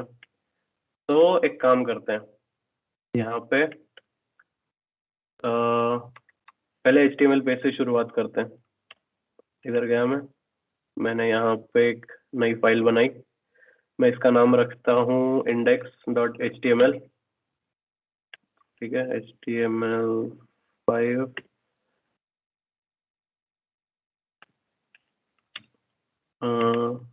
Login demo. ये हेड और बॉडी दूसरा है, ठीक है। और अगर कोड समझ में नहीं आ रहा है कि HTML कहाँ से आ गया बीच में और ये क्या चल रहा है, तो वो थोड़ा चिल करो। ये जो है HTML जो लिख रहा हूँ मैं, ये क्लाइंट साइड का कोड है। ये क्लाइंट साइड का कोड लिख रहा हूँ मैं क्योंकि मेरे को एक रिक्वेस्ट भेजनी पड़ेगी सर्वर के पास। ठीक है, तो उसके लिए मैं यहाँ पे एक बेसिक डेमो पेज बना रहा हूँ जिसकी हेल्प से मैं सर्वर को रिक्वेस्ट भेज सकूँ यूजर नेम और पासवर्ड के साथ। अभी बॉडी में एक इनपुट बनाते हैं, टाइप टेक्स्ट। इसके प्लेस होल्डर में मैं लिखता हूँ ईमेल, और एक और इनपुट बनाते हैं, इसका टाइप रखता हूँ मैं पासवर्ड, और एक बटन जिसका नाम है login.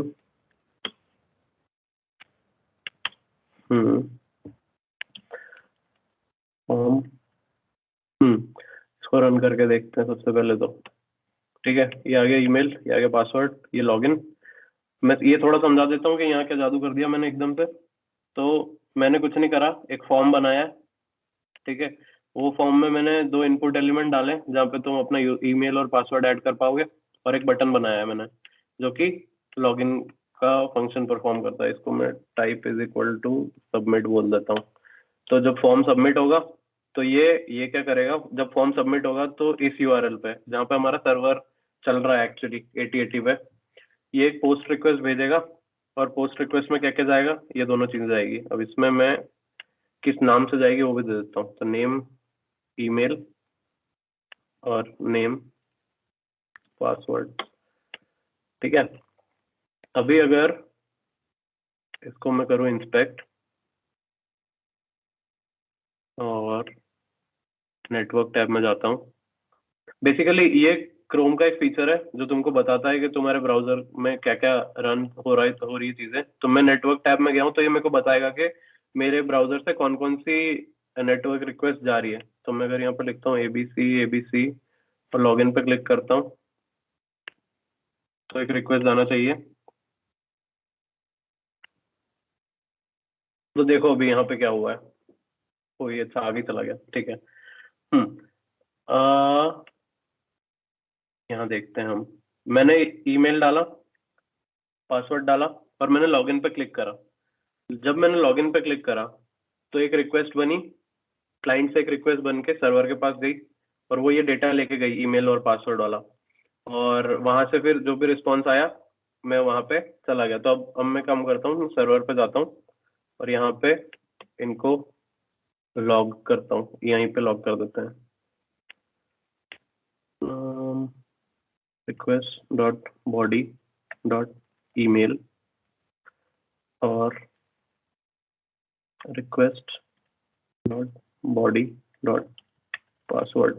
I am not sure ये चलेगा कि नहीं, ये मैंने लास्ट 2016 में यूज करा था ऐसा वाला फॉर्मेट, तो ट्राई करते हैं। सर्वर एक बार रीस्टार्ट कर लेते हैं।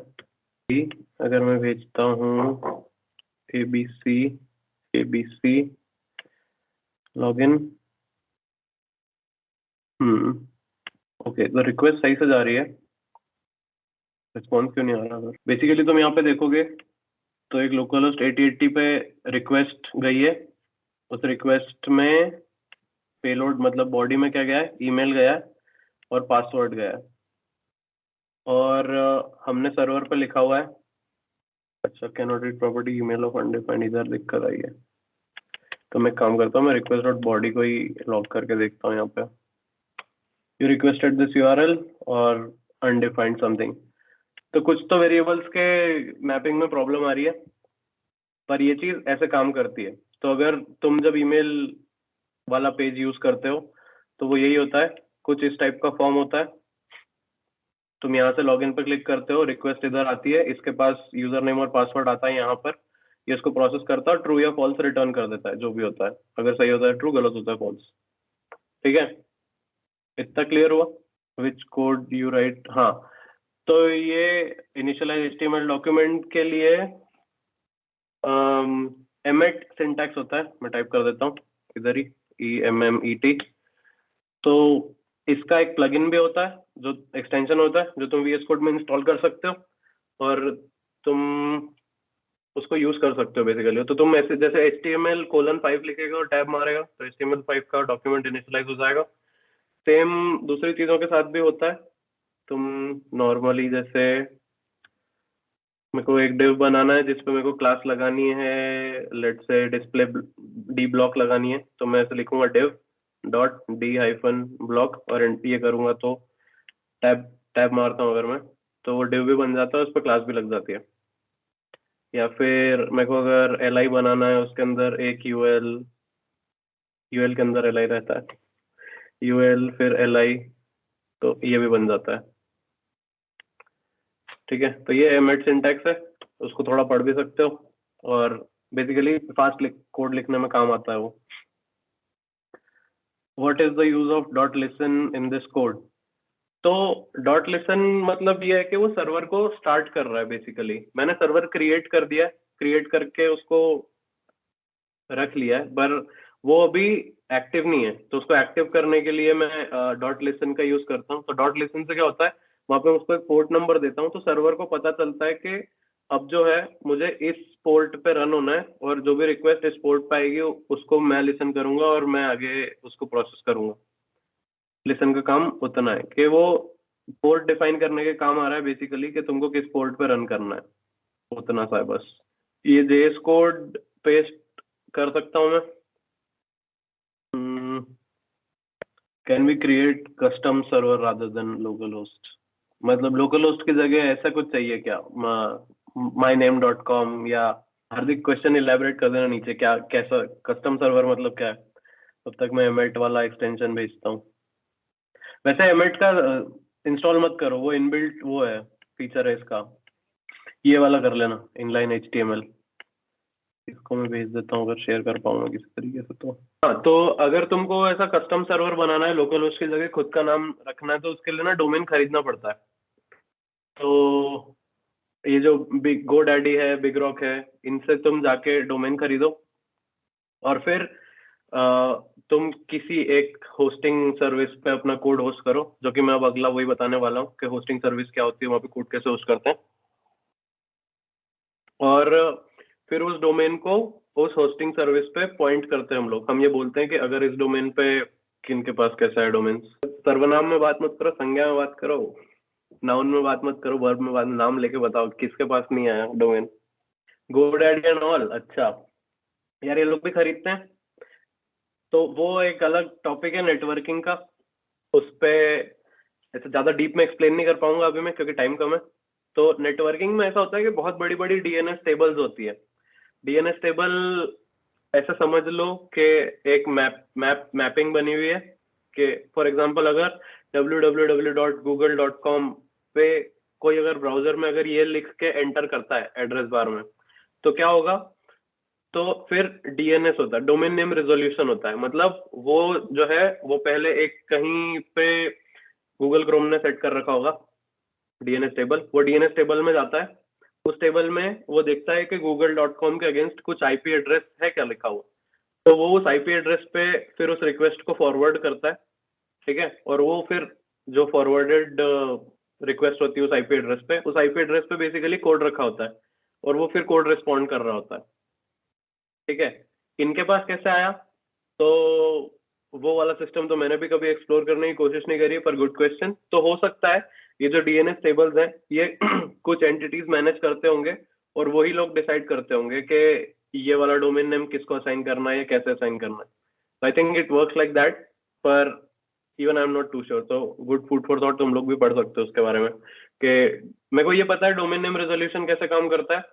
तुम भेजते हो, रिजॉल्व होकर IP एड्रेस पे जाता हो, फिर उस IP एड्रेस से तुमको या तो वो और आगे रिडायरेक्ट करता है या फिर वो तुमको वहीं से रिस्पॉन्स रिटर्न कर देता है। पर ये जो ये नाम है ये कैसे सेट होता है, ये इवन आई डोंट नो। तो इसको पढ़ सकते हो तुम लोग भी। और कोई क्वेश्चन?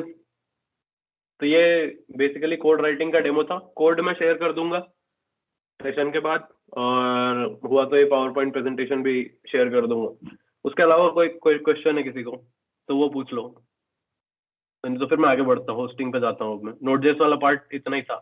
Node.js में अगर किसी को कोई डाउट है तो अभी पूछ कर खत्म करो। How to host code on hosting, हाँ ये अगला टॉपिक है, ये इस पे आ रहा हूँ मैं अभी। होस्टिंग कर, मैं तुमको करके दिखाऊंगा कैसे करते हैं। सर $साइन नहीं चल रहा,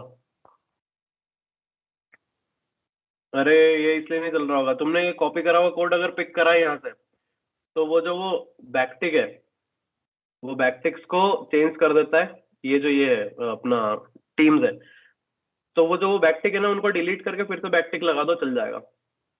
वो इनकोडिंग में कुछ प्रॉब्लम आती है। मेरी लिंक्डइन आईडी मैं खुद पे याद नहीं, एक सेकंड, तुमको मिल जाएगी वैसे बाद में भी। ये उठा लो, नहीं तो मेरी वेबसाइट है उस पे जाके भी देख सकते हो, वहाँ पे सब मिल जाएगा तुमको। लिंक्डइन, ट्विटर, गिटहब भी है वो सब। अभी अपन वापस इस पे आते हैं कि Node.js में कुछ अगर नहीं है तो मैं आगे बढ़ता हूँ, मैं होस्टिंग पढ़ाता हूँ तुमको, होस्टिंग क्या होती है।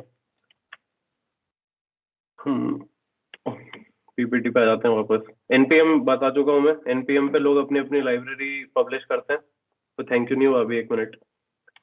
एक बाकी होस्टिंग वाला पार्ट यही है। तो तुमको होस्ट करके जो भी हमने कोड लिखा है अभी, ठीक है, अब उसी को होस्ट करके देखते हैं हम लोग। हाँ यही थी मेरी लिंक्डइन आईडी।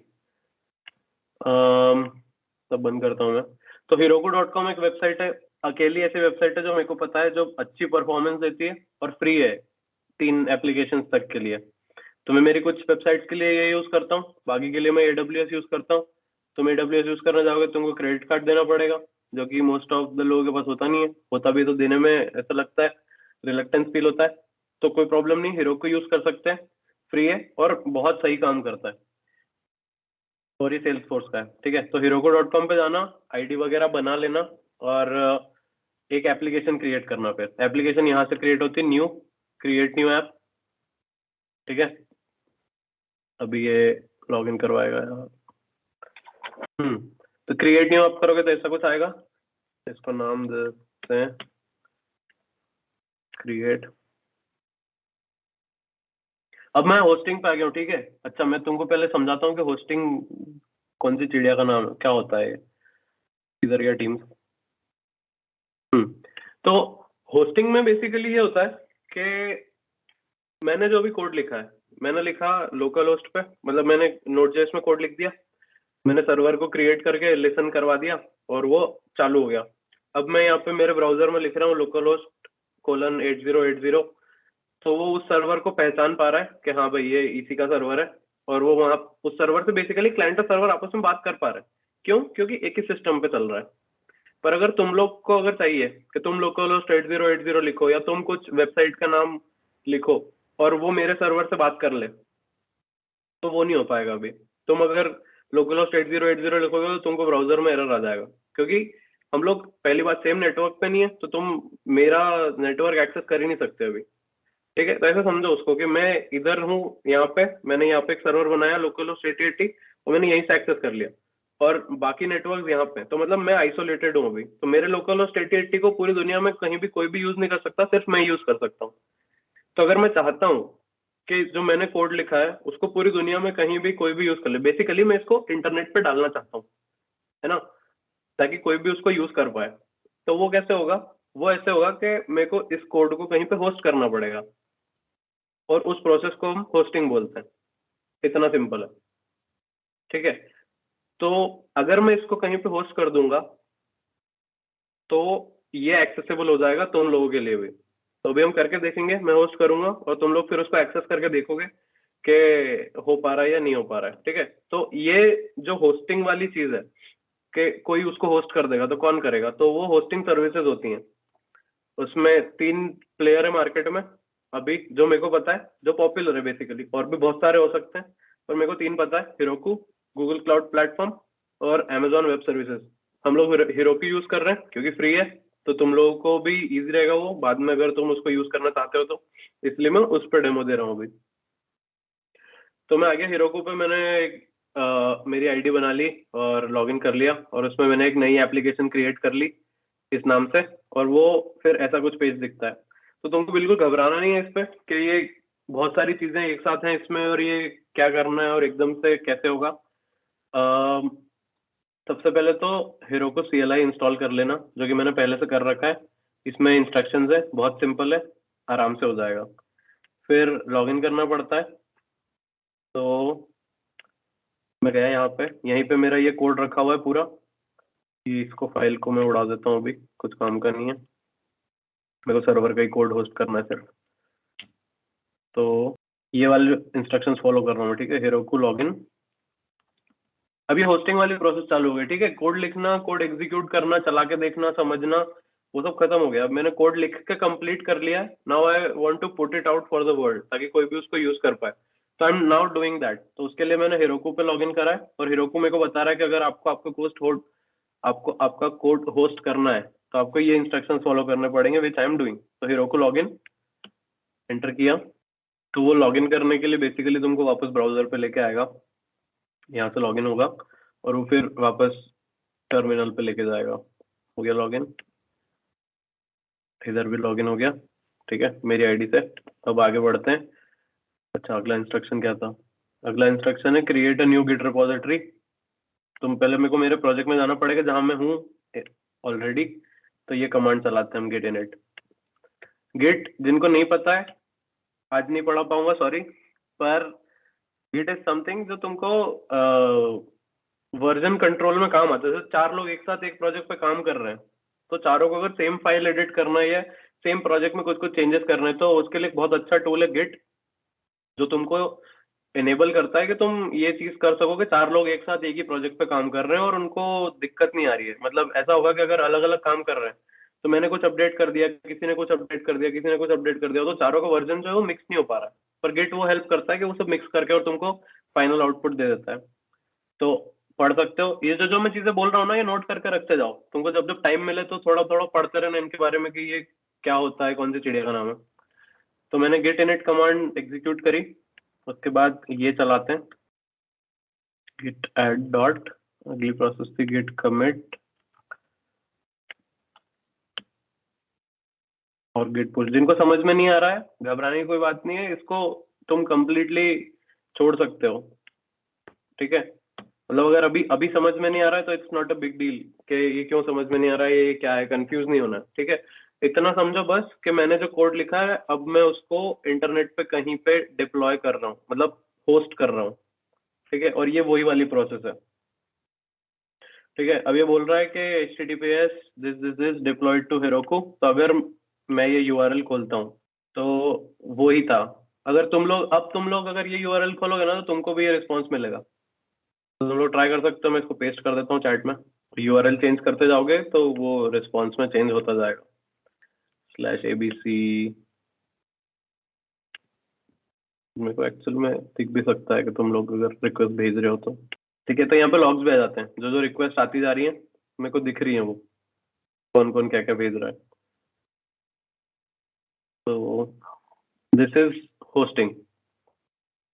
मैंने कुछ नहीं करा। होस्टिंग का मतलब सिर्फ यही होता है, तुम्हारे लोकल पे जो कोड लिखा था जो किसी को एक्सेसिबल नहीं था, now that is accessible to a lot of people. क्या हो गया ये? मेरी स्क्रीन शेयर्ड है क्या अभी भी? Yes, sir, your screen is shared. Okay. तो ये था, और इसी के साथ सभा को समाप्त करते हैं। किसी को कोई सवाल है तो मेरी साइड से जितने मेरे को इन्फॉर्मेशन ऐसे एमिट करनी थी मैं कर चुका हूँ। तुम लोगों ने अगर उसकी 25 या 30% या 50% भी ऑब्जॉर्व कर ली होगी तो, और सिर्फ टर्मिनोलॉजीज भी नोट करके रख ली होंगी कि ये चीज एग्जिस्ट करती है दुनिया में, अगर ये करना है तो ये चीज पढ़ना पड़ेगी, तो वो सेकेंड ईयर में हो तुमको आगे बहुत ज्यादा काम देगी वो सब चीजें, ठीक है। It is not at all expected कि तुम सेकेंड ईयर से रिएक्ट, एंगुलर, नोड जेस ये सारी चीजें पढ़ लो और तुम इनमें काम करने लग जाओ। पर तुम थर्ड ईयर के एंड में हो अगर, या फाइनल ईयर के स्टार्टिंग में हो, तो इट इज एक्सपेक्टेड कि तुमको ये चीजें आना चाहिए और तुम इन पे कुछ कुछ कर रहे होंगे, बना रहे हो या ट्राई कर रहे हो चीजें, ठीक है। तो अभी सेकेंड ईयर में, फर्स्ट ईयर में हो, सिर्फ तुमको पता होना चाहिए कि बेसिक इंटरनेट कैसे काम करता है, ये सब चीजें, क्लाइंट सर्वर आर्किटेक्चर क्या होता है, टेक्नोलॉजी क्या क्या है मार्केट में, ताकि तुम थोड़ा आगे चल के ये डिसाइड कर पाओ कि हाँ मुझे इस डोमेन में जाना है, दिस इज माई इंटरेस्ट और this is not my interest, और उसके हिसाब से तुम फिर डिसीजन ले पाओ, ठीक है। अब बताओ किसी को कोई डाउट तो तुम पूछ सकते हो। तो फर्स्ट ईयर है तो तुमको फिर इतना लोड लेने की जरूरत नहीं है, ऐसे 2 सेमेस्टर तो एंजॉय करो। सेकेंड ईयर में आओ तब पढ़ना शुरू करना, थोड़ा थोड़ा पढ़ना शुरू करना कि क्या क्या होता है। और the most important thing, data structures और एल्गोरिदम जो कॉलेज में पढ़ाते हैं, ठीक है, तो वो थोड़ा ध्यान से पढ़ लेना। अच्छा एक एक करके क्वेश्चन लेते, बहुत सारे क्वेश्चन आ रहे हैं। Difference between get and post. तो गेट रिक्वेस्ट में हेड जाता है, बॉडी नहीं जाती। पोस्ट रिक्वेस्ट में हेड और बॉडी दोनों जाता है। तो तुमको कुछ डेटा अगर भेजना है सर्वर को तो तुम पोस्ट रिक्वेस्ट यूज करोगे, और तुमको सर्वर से कुछ डेटा लेके आना है तो तुम गेट रिक्वेस्ट यूज करोगे। फॉर एग्जाम्पल मेरे को एक लिस्ट ऑफ ड्राइवर्स चाहिए directly irrespective of the location, जितने ड्राइवर है उबर में सबकी लिस्ट चाहिए, तो मैं गेट रिक्वेस्ट भेजूंगा कि मेरे को गेट ड्राइवर लिस्ट चाहिए, तो वो सारी लिस्ट रिटर्न कर देगा। पर अगर मेरी एक स्पेसिफिक रिक्वायरमेंट है कि मेरे को इस लोकेशन के अराउंड ड्राइवर्स चाहिए, तो मेरे को इनपुट देना पड़ेगा उस रिक्वेस्ट को, लोकेशन वाला, कि इस लोकेशन के अराउंड ड्राइवर्स चाहिए, तो वो फिर पोस्ट रिक्वेस्ट बनेगी और बॉडी में मेरी लोकेशन जाएगी, और रिस्पॉन्स में फिर फिल्टर होके वही वाले ड्राइवर्स आएंगे जो मेरे आसपास होंगे। तो that is the difference between get and post. Get में सिर्फ हेड होता है, पोस्ट में हेड और बॉडी दोनों होता है। और सिर्फ गेट एंड पोस्ट नहीं है, बहुत सी 15-20 हैं, बहुत सारे अलग अलग मेथड्स हैं HTTP कॉल्स की, तुम पढ़ सकते हो वो, ठीक है। उसके बाद फर्स्ट ईयर मन, is there any multi-threaded language in the market that can be used in place of JavaScript? Java use कर सकते हो, सर्वर्स के लिए जावा यूज होता है। स्प्रिंग बूट अगर नाम सुना हो तो वो यूज होता है काफी एक्सटेंसिवली बड़ी बड़ी ऑर्गेनाइजेशंस में, क्योंकि नोड.जेएस अभी पॉपुलर हुआ है, पहले पॉपुलर नहीं था इतना। जब बना था 2009 में तब लोग जावा यूज करते थे, तो जावा स्टिल इन यूज, और उसके भी फ्रेमवर्क आ रहे हैं ऊपर ऊपर जैसे जैसे होता जा रहा है। तो स्प्रिंग बूट करके एक फ्रेमवर्क है, जो तुम यूज कर सकते हो, विच इज मल्टी थ्रेडेड और काफी अच्छा है वो भी। मैं Node.js रिकमेंड करता हूँ because may be I am biased about it, क्योंकि मैं उसी पे काम करता हूँ, बट इट्स योर चॉइस। तो तुमको मेरे हिसाब से पहले दोनों में काम करके देखना चाहिए, एक्सप्लोर करना चाहिए कि क्या होता है, किस में इजी है, कौन सा फास्ट है, क्या दिक्कत है, तुमको कौन सा ठीक लग रहा है, और फिर तुम उस हिसाब से उसमें डाइव इन कर सकते हो। ठीक है, next question sir, could you give me insight about should I start with backend language new? Depend. मैंने जब स्टार्ट करा था, मतलब मैं मेरे एग्जांपल से रिलेट कर रहा हूँ इसको के, मैंने जब स्टार्ट करा था तब I started completely on front and. Node.js is like बहुत छोटा सा पार्ट था मेरे प्रोजेक्ट का, बट मैं फ्रंट एंड पे काफी काम करता था, और वो नेचुरल है आई थिंक ह्यूमन टेंडेंसी की वजह से, क्योंकि फ्रंट एंड पे तुम थोड़ा सा भी कुछ लिखते हो ना तो तुमको उसका एक्चुअल रिजल्ट एकदम सामने और वो विजुअली अपीलिंग होता है। मैंने कुछ एक छोटा सा इमेज डाल दिया HTML पेज पे तो मेरे को इमेज दिखने लगेगा, मैंने लॉगिन का पेज बनाया तो मेरे को वो दिखने लगेगा। तो ये इवोल्यूशन के थ्रू आया, पता नहीं कैसा है, पर अगर कुछ चीज तुमको विजुअली अपील कर रही है तो तुम ज्यादा अट्रैक्ट होते हो उसकी वजह उसकी तरफ। हाँ, तो मैं इसीलिए फ्रंट एंड के साइड पे था ज्यादा। मैं फ्रंट एंड में चीजें लिखता था, बनाता था, मैंने 3-4 साल वही करा। फिर now I am now like back and पे ज्यादा काम कर रहा हूँ आजकल मैं। तो और ये मेरे को अब रियलाइज हो रहा है, क्योंकि फ्रंट एंड पे काफी कुछ काम कर लिया मैंने, मेरे को अच्छी खासी नॉलेज हो गई उस चीज की, तो now I wanted to learn something new, that's why I switch to back end. तो ये मेरा पाथ था।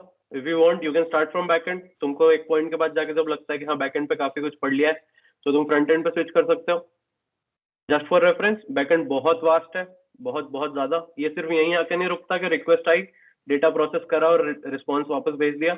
इसमें बहुत सारी चीजें आती है, क्योंकि ये तो एक यूजर था, मान लो 1 लाख यूजर होते हैं, 10 लाख यूजर होते हैं, 1 करोड़ यूजर होते हैं, तब ये चीज कैसे परफॉर्म करेगी, लोगों को वेबसाइट लोड होने में टाइम लगेगा या नहीं लगेगा, तो वो सब हैंडल करना, तो स्केलेबिलिटी, सर्वर, ये वो बहुत सारी चीजें आती है, सिस्टम डिजाइन वगैरह। तो बैकएंड बहुत वास्ट है।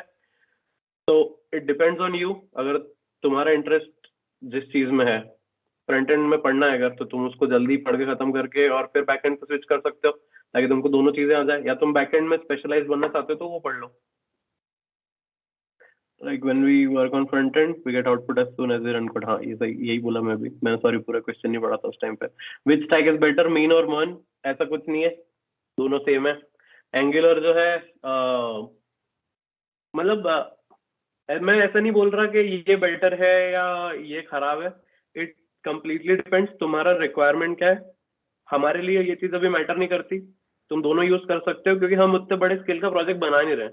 ठीक है, पर जनरली कंपनीज वगैरह में क्या होता है, जब वो लोग बड़े प्रोजेक्ट बनाते हैं ना, तो वो चीज को कंसिडर करते हैं कि अगर मैं एंगुलर यूज करूंगा तो मेरी वेबसाइट पर अगर इतने यूजर है तो वो स्लो होगी या फास्ट होगी, और रिएक्ट यूज करूंगा तो वो और फास्ट हो जाएगी। और वो ये भी देखते हैं फिर कि एंगुलर के डेवलपर कम हो रहे हैं, रिएक्ट के बढ़ रहे हैं, तो मैं रिएक्ट यूज करता हूँ। तो ये बड़ी कंपनीज डिसाइड करती है और उनके डिसीजन पे इम्पैक्ट होता है कि क्या टेक्नोलॉजी यूज कर रहे हो। हमारे लिए it should be same, it should be JavaScript, और ये जो बाकी चीजें हैं ये इसके ऊपर बने हुए फ्रेमवर्क है। तुमको अगर बेसिक क्लियर है ना, तो तुम ऊपर की चीजें मीन और मर्न तुमको फर्क नहीं पड़ेगा। तुमको अगर 1 महीना मीन में काम करवा के 1 महीना मर्न में काम करवा दिया तो तुम आराम से कर लोगे। लाइक मेरे साथ होता है, मैंने 6 महीना पेटीएम में काम करा, तब तब वो रिएक्ट पे काम करवा रहे थे, मैं यहाँ पे आया, ये लोग एम्बरजेस पे काम करवा रहे हैं, और पेटीएम के पहले मैं स्टेंसिल और एंगुलर पे काम करता था। तो मैंने ऐसे विद इन मंथ्स वो चेंज करी। और तुम्हारा बेसिक क्लियर है ना, तो तुमको ज्यादा 1 से 2 हफ्ते लगेंगे ज्यादा ज्यादा पिकअप करने में कोई भी नई टेक्नोलॉजी। तुमको रिएक्ट पढ़ना है और तुम्हारे बेसिक जावास्क्रिप्ट का क्लियर है, तो तुम रिएक्ट 1-2 हफ्ते में आराम से सीख जाओगे। फिर वो बात अलग है कि उसमें एक्सपर्टी बनानी है, तो तुमको 6 महीने या 7 महीने लग सकते हैं, पर कोड लिखना शुरू कर सकते हो तुम। वो है, और पढ़ते हैं। आप क्या कर रहे हो अभी? मैं सेशन ले रहा हूँ तुम लोगों का यहाँ पे। उसके अलावा ऐसे इन जनरल जिंदगी में मैं जॉब करता हूँ, फुल स्टैक इंजीनियर हूँ मैं यहाँ पे एस्टोनिया में, यूरोप में, बोल्ट करके कंपनी है, जो मैंने शुरू में बताया था, जो यूरोप का उबर है बेसिकली। राइड हेलिंग है, और जूम कार वाला कंसेप्ट भी है इनके पास कि तुम कार ऐसे रेंट कर लो और यूज कर लो। तो मैं यहाँ पे काम करता हूँ, मैं यहाँ पे फुल स्टैक इंजीनियर हूँ, और Node.js टाइपस्क्रिप्ट में कोड लिखता हूँ मैं बैकएंड का, फ्रंट एंड का कोड एम्बरजेस में लिखता हूँ, और बस यही है अभी। उसके बाद first and last from where we can learn all this things from start. हाँ, गुड क्वेश्चन। तो W3 स्कूल्स करके वेबसाइट है, वो बेस्ट लगती है मेरे को, क्योंकि उसने बहुत ज्यादा सिंप्लीफाई कर रखी है चीजें और तुमको बिल्कुल कॉम्प्लेक्सिटी में लेके नहीं जाती वो, कि जैसे मैं ले गया था कहीं कहीं पे तुमको आज, तो वहां से पढ़ना शुरू करो HTML CSS जावास्क्रिप्ट Node.js वगैरह, और उनके ना स्पेसिफिक पेजेस ही होते हैं कि उतना ही पेज पढ़ोगे तो तुमको पता चल जाएगा कि क्या होती है वो। तो जब मैं कॉलेज में था ना, थर्ड ईयर में, तब एंगुलर JS रिलीज हुआ था, एंगुलर का फर्स्ट वर्जन, तो मैंने वहां से पढ़ा था और वो आज तक मेरे को याद है पूरा। तो उसके अलावा मैंने जितनी भी चीजें पढ़ी है बाकी यूडेमी से पढ़ी है, और लिंक्डइन पे जो कोर्सेज होते हैं उनसे पढ़ी है। तो ये ना, ये चीजों को बहुत ज्यादा डीप में एक्सप्लेन करते हैं, तो हाई चांसेस है कि तुम कंफ्यूज हो जाओगे उस चीज को लेकर कि ये क्या है, ये क्यों है। पर अगर तुम W3 से पढ़ोगे ना, तो तुम्हारा बेस एटलीस्ट क्लियर हो जाएगा, और फिर तुमको अगर चाहिए कि और डिटेल में जाना है तो तुम यूडेमी से पढ़ सकते हो। Udemy is a pretty good website, Udacity is also good website. LinkedIn पे कोर्सेज होते हैं, यूट्यूब पे काफी लोग कोर्सेज बनाते हैं, तो वहां से भी पढ़ सकते हो। तो मेक श्योर W3 स्कूल से कंप्लीट करो पहले उसके बेसिक्स, और फिर एक कोर्स पिक करो कोई सा भी, यूडेमी यूडेसिटी कहीं से भी, और Coursera, Coursera is also website, वहाँ पे शायद फ्री में भी मिलते हैं कोर्सेज, कोर्सेरा भी यूज कर सकते हो वो। और वहां से मेक श्योर तुम वो कोर्स पूरा कंप्लीट करो, तो तुमको उस चीज के बारे में पूरी नॉलेज हो जाएगी। तो अगर स्टार्ट करना है फिर, तो W3 इज गुड। उसके बाद I have started Java in first year, should I try JS2? नहीं, अगर जावा स्टार्ट कर दिया तो पहले जावा पे फोकस कर लो, ऑब्जेक्ट ओरिएंटेड प्रोग्रामिंग वगैरह, ये वो जितने भी जावा के कॉन्सेप्ट्स है, एक बेसिक लेवल तक आके जावा पढ़ लेना, और फिर यू कैन डिसाइड तुमको अगर सही लग रहा है, मजा आ रहा है करने में, तो कंटिन्यू करो। स्प्रिंग बूट पढ़ो, जावा में बहुत सारे फ्रेमवर्क है, उसमें बहुत सारी जॉब्स भी हैं, वो पढ़ सकते हो। और अगर मजा नहीं आ रहा है, तुमको ऐसा लग रहा है कि यार ये क्या है, तो तुम जावास्क्रिप्ट पे स्विच करके एक आध महीना ट्राई करके देख लो कि ठीक है, सही लग रहा है, इजी है लिखने में, फास्ट है, तो फिर डिसाइड कर सकते हैं। ऐसे एक चीज पढ़ के हम डिसाइड नहीं कर सकते कि उस पर स्विच करना है नहीं करना, दोनों को पढ़ो, कंपेयर करो, और फिर डिसीजन लो कि हाँ ये बेटर है। मतलब मैं बायस्ड हूँ, मैंने जावास्क्रिप्ट पढ़ा, बहुत ईजी है जावा के कंपैरिजन में, तो इसलिए फिर मैं उस पे स्विच कर गया और मैं फिर उसी पे काम कर रहा हूँ तब से। मीन्स वर्क कहाँ, वर्क मैं कर रहा हूँ यूरोप में, एक कंट्री है एस्टोनिया करके, फिनलैंड के नीचे, जर्मनी के ऊपर, मैं यहाँ पे काम कर रहा हूँ अभी। हाँ, यहीं पे काम कर रहा हूँ। मैं कैसे समझाऊँ, रशिया के पास में, जैसे 3 तरफ से घिरा हुआ मैं। उसके बाद और ऐसे पूछ रहा इन जनरल, तो अभी ऑफिस में नहीं हूँ, अभी मैं मेरे घर पे ही हूँ। अब बता दो गिटहब पर कैसे कोड डालते हैं और रिपोजिटरी कैसे बनती है। यार मैं बता सकता हूँ, पर रियली टाइम नहीं है। अगर ऐसा हो सकता है कि एक सेशन और ऑर्गेनाइज बाद में कर लो तुम, या कुछ और तरीके से, मतलब आज नहीं हो पाएगा, सॉरी, रियली सॉरी। मैं कोर्सेज वगैरह रिकमेंड कर सकता हूँ गिटहब वगैरह के, कि कैसे पढ़ना है, गिट और गिटहब में क्या डिफरेंस है, जावा और जावास्क्रिप्ट में क्या डिफरेंस है, कार और कारपेट में क्या डिफरेंस है, वो वाले जॉब। तो वो रिकमेंड कर सकता हूँ मैं, तो तुम कोर्सेज देख लो, वहीं से पढ़ लो, या कोई दूसरा सेशन ऑर्गेनाइज कर लेंगे, उसमें मैं समझा दूंगा कि गिट और गिटहब क्या होता है, तो वैसे भी कर सकते हैं।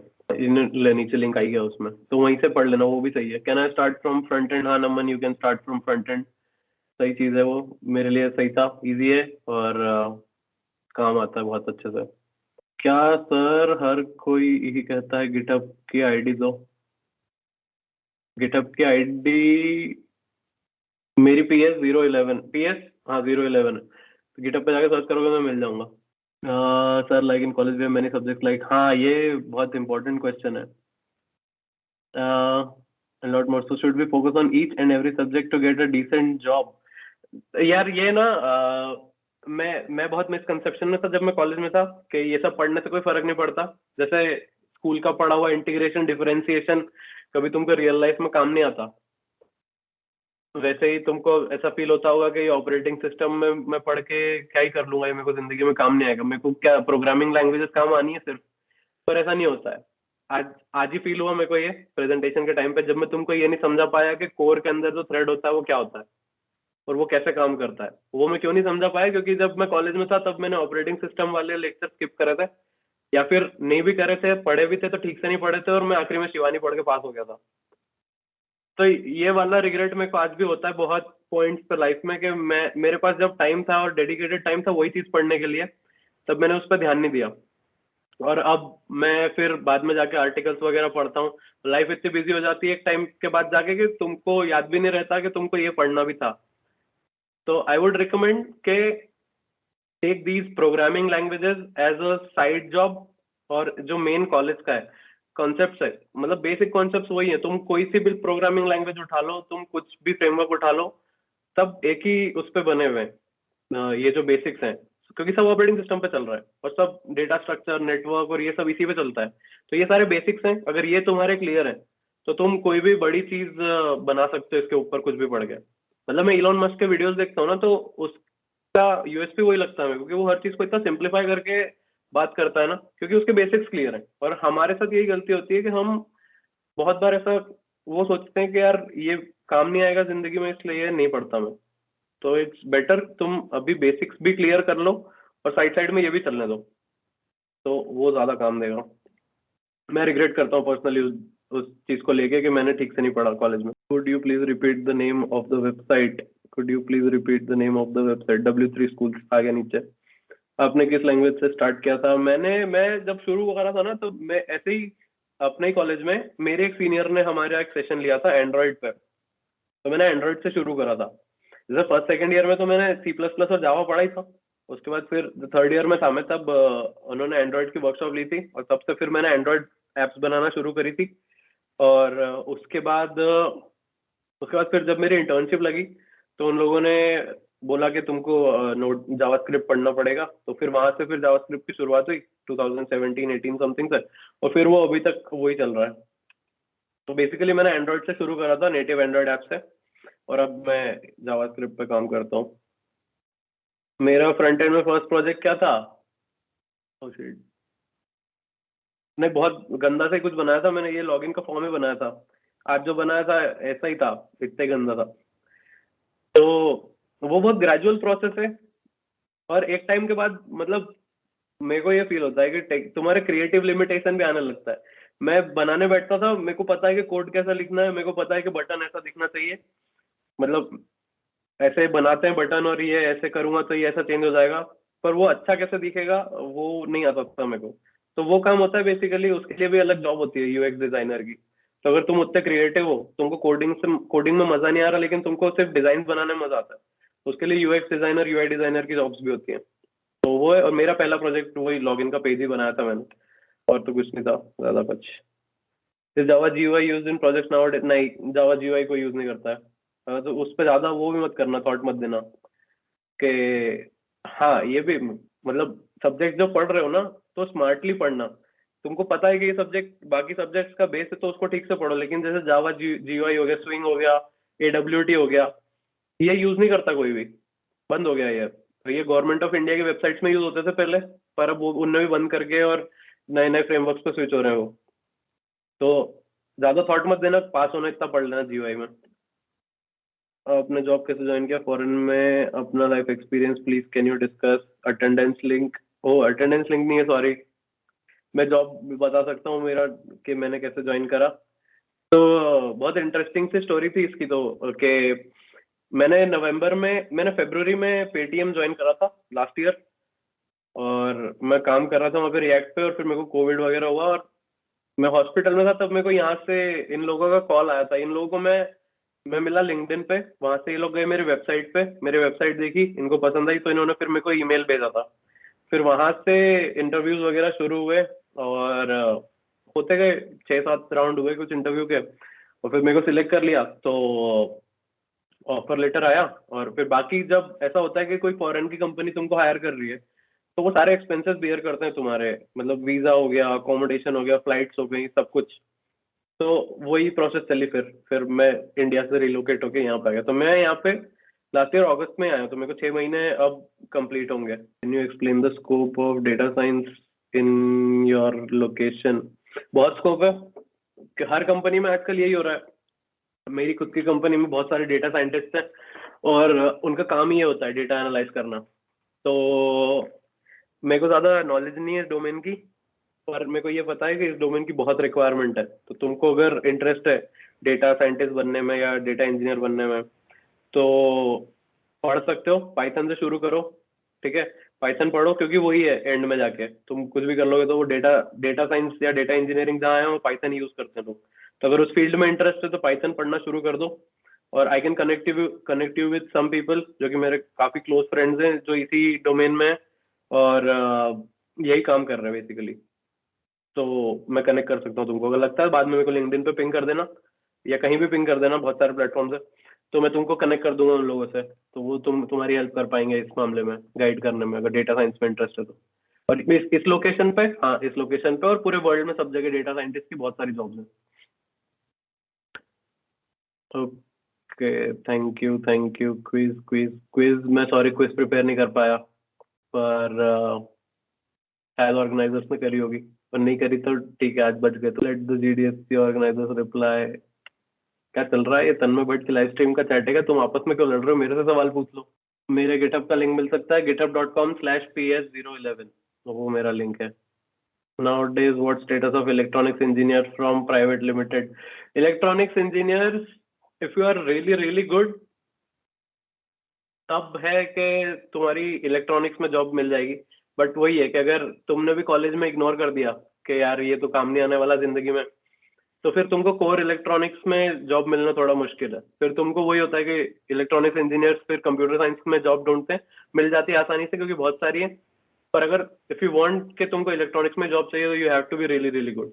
और फिर तुमको पीएसयूज वगैरह में जॉब मिल सकती है, और भी बहुत सारी कंपनीज हैं जो इलेक्ट्रॉनिक्स इंजीनियर्स को जॉब देती हैं, but you have to be really good in that. Companies भी हैं, ऐसा नहीं सिर्फ के पीएसयूज जॉब देती है।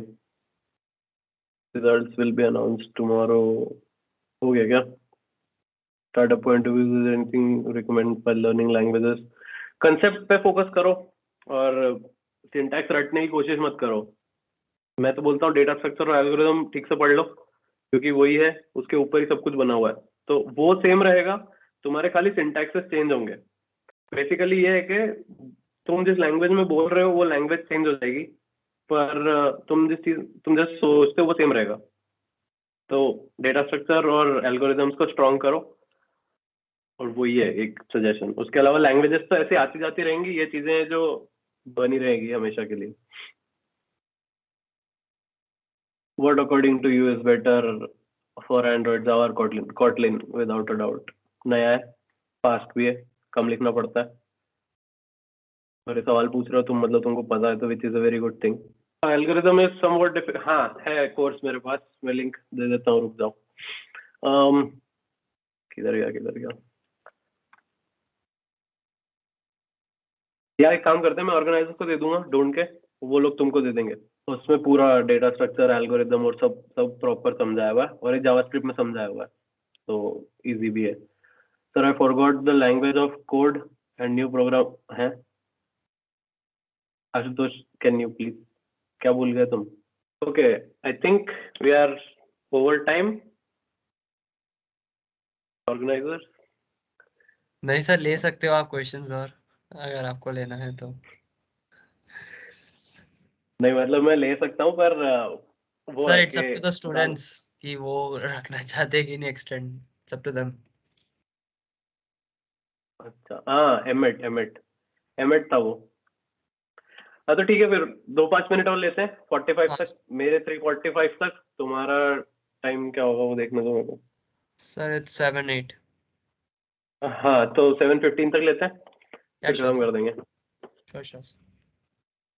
थैंक यू सो मच इतनी सारी तारीफ करने के लिए। मैं बहुत बुरा हूँ इस चीज को हैंडल करने में कि तारीफ को कैसे हैंडल करते हैं, पर thank you. Any types of program you can do on smartphone. हाँ बिल्कुल, तुम टर्मक्स वो करो, टर्मक्स करके क्या आती है टर्मिनल फोन में इंस्टॉल करने की, उससे नोड जैसे इंस्टॉल कर लो, और तुम जावास्क्रिप्ट लिख सकते हो फोन में भी, एग्जीक्यूट भी होगी। एग्जाम और नया कुछ सीखना, तो वो कैसे मैनेज करें? हाँ तो दिस इज गुड क्वेश्चन। ये टाइम मैनेजमेंट एक टाइप की स्किल है जो तुमको अभी से सीखना पड़ेगी, और तुमको बहुत स्ट्रिक्ट होना पड़ेगा अपने रूटीन और शेड्यूल को लेके, जो कि मैंने सीखा है over the period of time. तो इट्स बेटर। मैं ये करता था, मतलब कि मैं दिन में कॉलेज अटेंड करता था, उसके बाद 5 या 6 बजे मैं घर पहुंचता था, फिर 7 से 8 एक कोचिंग होती थी जहाँ पे मैं C++ पढ़ता था, फिर 8 से 9 10 बजे तक घर पहुंच के, फिर 10 से लेके 12 1 या 2 3 बजे तक मैं और मेरे फ्रेंड्स, हम लोग जो साथ में रहते थे, हम लोग बैठ के यही सब करते थे, प्रोग्रामिंग लैंग्वेजेस पढ़ना, कुछ कुछ नया बनाना। तो तुमको टाइम मैनेजमेंट करना पड़ेगा, तुमको दोनों चीजें साथ में करनी पड़ेगी। अगर इफ यू थिंक कि मैं सिर्फ पढ़ाई कर लूं और ये सब चीजें मैं बाद में करूंगा, तो प्लेसमेंट के टाइम पे प्रॉब्लम हो सकती, प्रॉब्लम नहीं होगी बेसिकली, पर ऐसा है कि फिर वो तुम स्टैंड आउट नहीं करोगे क्राउड से, तुम भी वही हो जो बाकी सब है। तो इसीलिए आई वुड से कि पढ़ाई भी करते जाओ साथ साथ में, और ये भी पढ़ते जाओ, प्रोग्रामिंग लैंग्वेजेस जो साइड बाय साइड है, नई वाली जो भी आ रही है अभी, जो मार्केट में ट्रेंडिंग है बेसिकली। तो वो सोनार क्यूब कौन पूछ रहा, कहाँ यूज कर लिया सोनार क्यूब? नीचे एक्सप्लेन करना, मैं तब तक बाकी क्वेश्चन लेता हूँ। हाँ, आर यू फ्रॉम इंदौर? नहीं, I am not from Indore, I am from Dhar. Indore के पास पास में 1 घंटे का रास्ता है, 60 किलोमीटर फ्रॉम इंदौर, तो मैं वहां से हूँ। पर हाँ, पढ़ाई मैंने इंदौर में करी है, और फिर मैंने पोस्ट ग्रेजुएट नहीं करा, मैं फिर यहाँ पे आ गया था। मतलब मैं फिर पुणे गया, वहाँ जॉब करी और फिर वहां से आ गया था मैं। Which language we should learn for game development? Game development के लिए I think not sure about it, पर नहीं, नॉट एट ऑल, मैं गलत रिकमेंडेशन भी नहीं देना चाहता। जावास्क्रिप्ट में देखा मैंने लोगों को गेम बनाते हुए, जावा में, पाइथन में, सब में बन जाते हैं गेम। तुम्हारी फिजिक्स अच्छी होनी चाहिए, वो मैटर करता है। वो वही है, फिर से वही बात आ गई कि डेटा स्ट्रक्चर और एल्गोरिदम अच्छा होगा तो तुम कोई सी भी लैंग्वेज होगी तो तुम कोड लिख लोगे उसमें। तो बेसिकली तुम्हारा फिजिक्स अच्छा है तो तुम गेम बना लोगे। यूबीसॉफ्ट करके कंपनी है, एनवीडिया करके कंपनी है, ये लोग हैं इंडिया में जिनके ऑफिसेज हैं और जो गेम डेवलपमेंट भी करते हैं इंडिया में। तो ट्राई करोगे इनमें इंटर्नशिप मिल जाए या फिर इनमें जॉब मिल जाए, तो ड्रीम कम ट्रू हो जाएगा फिर, अगर तुमको गेम डेवलपमेंट में जाना है तो। Sir which is better, app development और वेब डेवलपमेंट? मैं बायस्ड हूँ इसको लेके फिर से, क्योंकि मैं वेब डेवलपमेंट करता हूँ और उसका प्रो ये लगता है मेरे को कि मैंने अगर सिर्फ वेब ऐप बनाई है तो मैं वो फोन पे भी चला सकता हूँ, डेस्कटॉप पे भी चला सकता हूँ, पूरी दुनिया में कहीं भी चला सकता हूँ जहाँ पे मेरे को वो ब्राउजर मिल रहा है वहाँ पे। पर अगर मैंने मोबाइल की एप्लीकेशन बना दी, तो मैंने अगर एंड्रॉइड की बनाई है तो मैं उसको iOS तक में नहीं चला पाऊंगा, मैं सिर्फ उसको एंड्रॉइड में यूज कर पाऊंगा। उसके अपने फायदे अलग हैं, पर वो डिपेंड करता है कि तुम्हारे रिक्वायरमेंट क्या है। उसका फायदा ये होता है बेसिकली कि अगर तुमको कुछ हेवी एनिमेशन करना है, हेवी प्रोसेसिंग, कैमरा यूज करना है और ब्लूटूथ यूज करना है, सब एक साथ यूज करना है, तो तुमको नेटिव एप्लीकेशन लिखना फायदेमंद है, क्योंकि वो बिल्कुल वहीं पे काम करता है। मतलब नेटिव एप्लीकेशन लिखा तो डायरेक्ट सिस्टम से बात करता है, लेकिन अगर तुमने वेब ऐप लिखा तो वो पहले ब्राउजर से बात करेगा, फिर ब्राउजर सिस्टम से बात करेगा, और वो बेसिकली एक लेयर बढ़ जाती है। तो इसलिए ये ट्रेड ऑफ है दोनों के बीच का, तो तुमको डिसाइड करना है। मैंने ये डिसाइड करा था कि मेरे को वेब ऐप पढ़नी, क्योंकि वो सब जगह चलती है। अगला, sir I have Android in this semester. Oh, college के करिकुलम में एंड्रॉइड भी इंक्लूड कर लिया क्या? Also thinking to start front end so I can do both, और should I focus on one end only one end then do? हाँ, second वाला option सही है, पहले एक करो और फिर दूसरे पे स्विच करो। उससे ये होगा फायदा कि तुमको एटलीस्ट तुम्हारा ब्रेन डाइवर्ट नहीं होगा। तो ये बेटर है कि एक टाइम पे एक चीज पे फोकस करो। पहले एंड्रॉइड अगर है सेमेस्टर में तो वो पढ़ लो, अगर अच्छा लग रहा है तो उसमें फ्यूचर बनाओ। एंड्रॉइड की भी भयंकर जॉब्स है मार्केट में, तो मतलब ऐसा नहीं है कि एंड्रॉइड पढ़ लिया तो जॉब नहीं मिलेगी, एंड्रॉइड की भी काफी जॉब्स है और काफी हाई पेइंग जॉब्स है एंड्रॉइड पे। तो पढ़ लो, अच्छा लग रहा है तो उसको कंटिन्यू कर लो, नहीं लगता है तो कुछ चेंज करके वेब ऐप फ्रंट एंड पढ़ सकते हो, और फिर डिसाइड कर सकते हो क्या करना है। Can you please give us a brief idea of Sonar cube tool? हाँ, सिमरन ने नीचे एक्सप्लेन करा है कि सोनार क्यूब कहाँ से आया मार्केट में? नहीं किया। तो सोनार क्यूब बेसिकली एक स्मार्ट टूल है। ये मेरे को भी बहुत टाइम के बाद पता चला, जब मैंने मास्टर कार्ड में जॉब करना शुरू करी, वो लोग यूज करते हैं सोनार क्यूब। तो सोनार क्यूब बेसिकली तुम्हारे कोड के ऊपर कुछ चेक्स रन करता है, और वो तुम्हारे कोड में से बग्स, पोटेंशियल बग्स, वल्नरेबिलिटीज और स्टाइलिंग इश्यूज और इंडेंटेशन वगैरह के इश्यूज निकाल के और तुमको बताता है कि ये मीडियम प्रायोरिटी के बग्स हैं, ये लो प्रायोरिटी के बग्स हैं, ये हाई प्रायोरिटी के बग्स हैं आपके कोड में, और फिर आप उसको सॉल्व कर सकते हो। बेसिकली ये है कि आप जो कोड लिख रहे हो वो उसको एक स्मार्ट तरीके से एनालाइज करता है। वो सिर्फ ये नहीं करता कि इंडेंटेशन चेंज कर दिया या स्पेसेस ऐड कर दी, वो ये भी चेक करता है कि अगर आपने ये जो लाइन लिखी है इसकी वजह से आपके कोड में कोई सिक्योरिटी वल्नरेबिलिटी हो सकती है क्या, वो ये सब भी चेक करता है। आपने एक्स्ट्रा इफ लिखे हुए हैं और एल्स लिखे हुए हैं जिनकी जरूरत नहीं है लिखने की, आप ऐसे उसको सिंप्लीफाई करके भी लिख सकते हो, तो वो वाले सजेशंस भी देता है। तो सोनार क्यूब बेसिकली वो है। Thank you Yeshi. sir, how to manage Gate along with programming. अगर तुम्हारा वो है कि तुमको गेट ही करना है तो फिर आई वुड सजेस्ट कि उसी की पढ़ाई अच्छे से करो, फिर प्रोग्रामिंग के बेसिक सीख लो, ज़्यादा डीप में मत जाओ और गेट की पढ़ाई कर लो क्योंकि बहुत टफ एग्जाम होती है। मेरे दोस्तों ने दी थी, मैंने देखा था उस टाइम पे 12-12 घंटे तक वो पढ़ते ही रहते थे। पर उसका फायदा ये हुआ कि अगर वो मेरी जगह होता तो आज वो तुमको सीपीयू और वो थ्रेड एक्सप्लेन करके बता देता, जो मैं नहीं कर पाया। तो वही फंडा है कि तुमको अगर पढ़ना है तो तुम गेट अच्छे से पढ़ लो क्योंकि टफ होता है और टाइम बच रहा है, फिर वही है टाइम मैनेजमेंट। तो थोड़ा टाइम मैनेज करके फिर साइड बाय साइड प्रोग्रामिंग पढ़ सकते हो। पर आई वुड स्टिल रिकमेंड, अगर वही फोकस है गेट ही करना है और पोस्ट ग्रेजुएशन करना है तो फिर उसी पे फोकस करो। Is it compulsory to do post graduation for getting a good job? नहीं नहीं नहीं, बिल्कुल कंपल्सरी। मैंने नहीं करा पोस्ट ग्रेजुएशन और मेरे को लगता है मेरी जॉब अच्छी है, तो आई डोंट थिंक। मेरे काफी दोस्तों ने करा है और ये दो ऑप्शन होते हैं बेसिकली सबके पास कि तुम थोड़ी और पढ़ाई करके यूएस में पढ़ाई कर लो या कहीं और पढ़ाई कर लो और उधर की हाई पेइंग जॉब ले लो, या तुम शुरू में इंडिया में जॉब कर लो 1-2 साल और फिर बाहर निकल जाओ। तो दूसरे वाले केस में फायदा ये होता है कि तुम्हारे पास एजुकेशन लोन नहीं होता, तो वो बेनिफिट एंजॉय कर रहा हूँ अभी मैं यहाँ पे। तो वही है, इट डिपेंड्स ऑन यू। पर अगर गुड जॉब मतलब अगर पोस्ट ग्रेजुएशन का मतलब गुड जॉब होता है तो वो गलत है assumption तुम्हारा, ऐसा नहीं होता। बिना उसके भी गुड जॉब मिल जाती है। What was the name of your college? मैं एक्रोपोलिस से पढ़ा हुआ हूँ। तुम्हारे कॉलेज में तुम्हारा सीनियर हूँ मैं, 2017 पास आउट हूँ। 2017, हाँ 17 पास आउट हूँ। What about this tool which works in the code quality application which we are developing? हाँ बिल्कुल बिल्कुल बिल्कुल हाँ, तो सोनार क्यूब यूज कर सकते हो, वो काफी एंटरप्राइज ग्रेड का प्रोडक्ट है। वैसे जैसे बड़े प्रोजेक्ट्स में काम आता है, तुम छोटे प्रोजेक्ट में अगर उसको पीओसी टाइप से यूज कर रहे हो तो अच्छी चीज है, ट्राई करके देख सकते हो।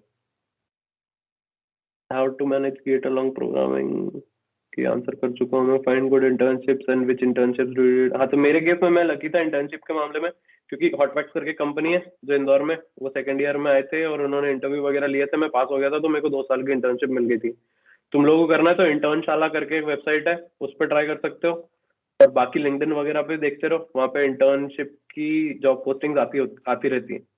अगर रिमोट है तो भी ले लो, कोई प्रॉब्लम नहीं है। पर मेक मतलब ट्राई करो पूरा एड़ी चोटी का जोर लगा के कि तुमको इंटर्नशिप मिल जाए कहीं पे, क्योंकि वो जो एक्सपीरियंस तुमको इंटर्नशिप से मिलेगा ना, वो तुमको ये सिर्फ कॉलेज के सेमिनार अटेंड करके और वैसे नहीं मिलेगा।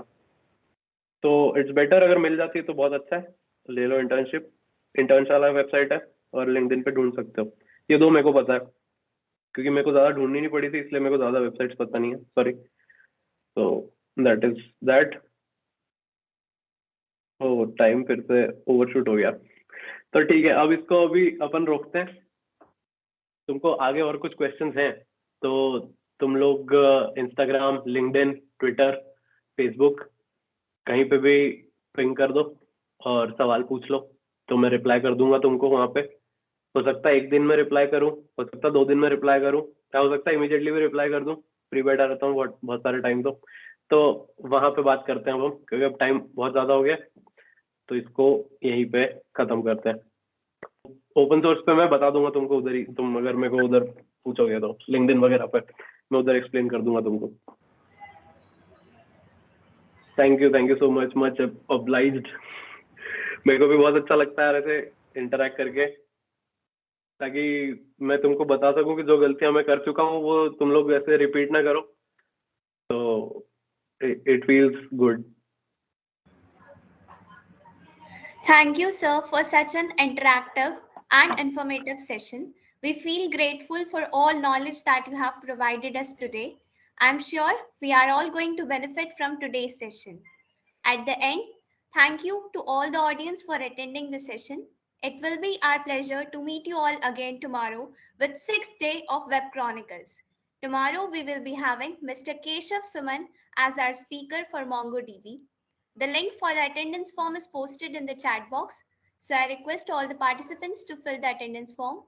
Also, the link to our social media platforms is posted in the chat box. You all can join our community to get updates about events and workshops and interact with our GDSC team. Till then, stay curious, keep learning, keep growing. Thank you.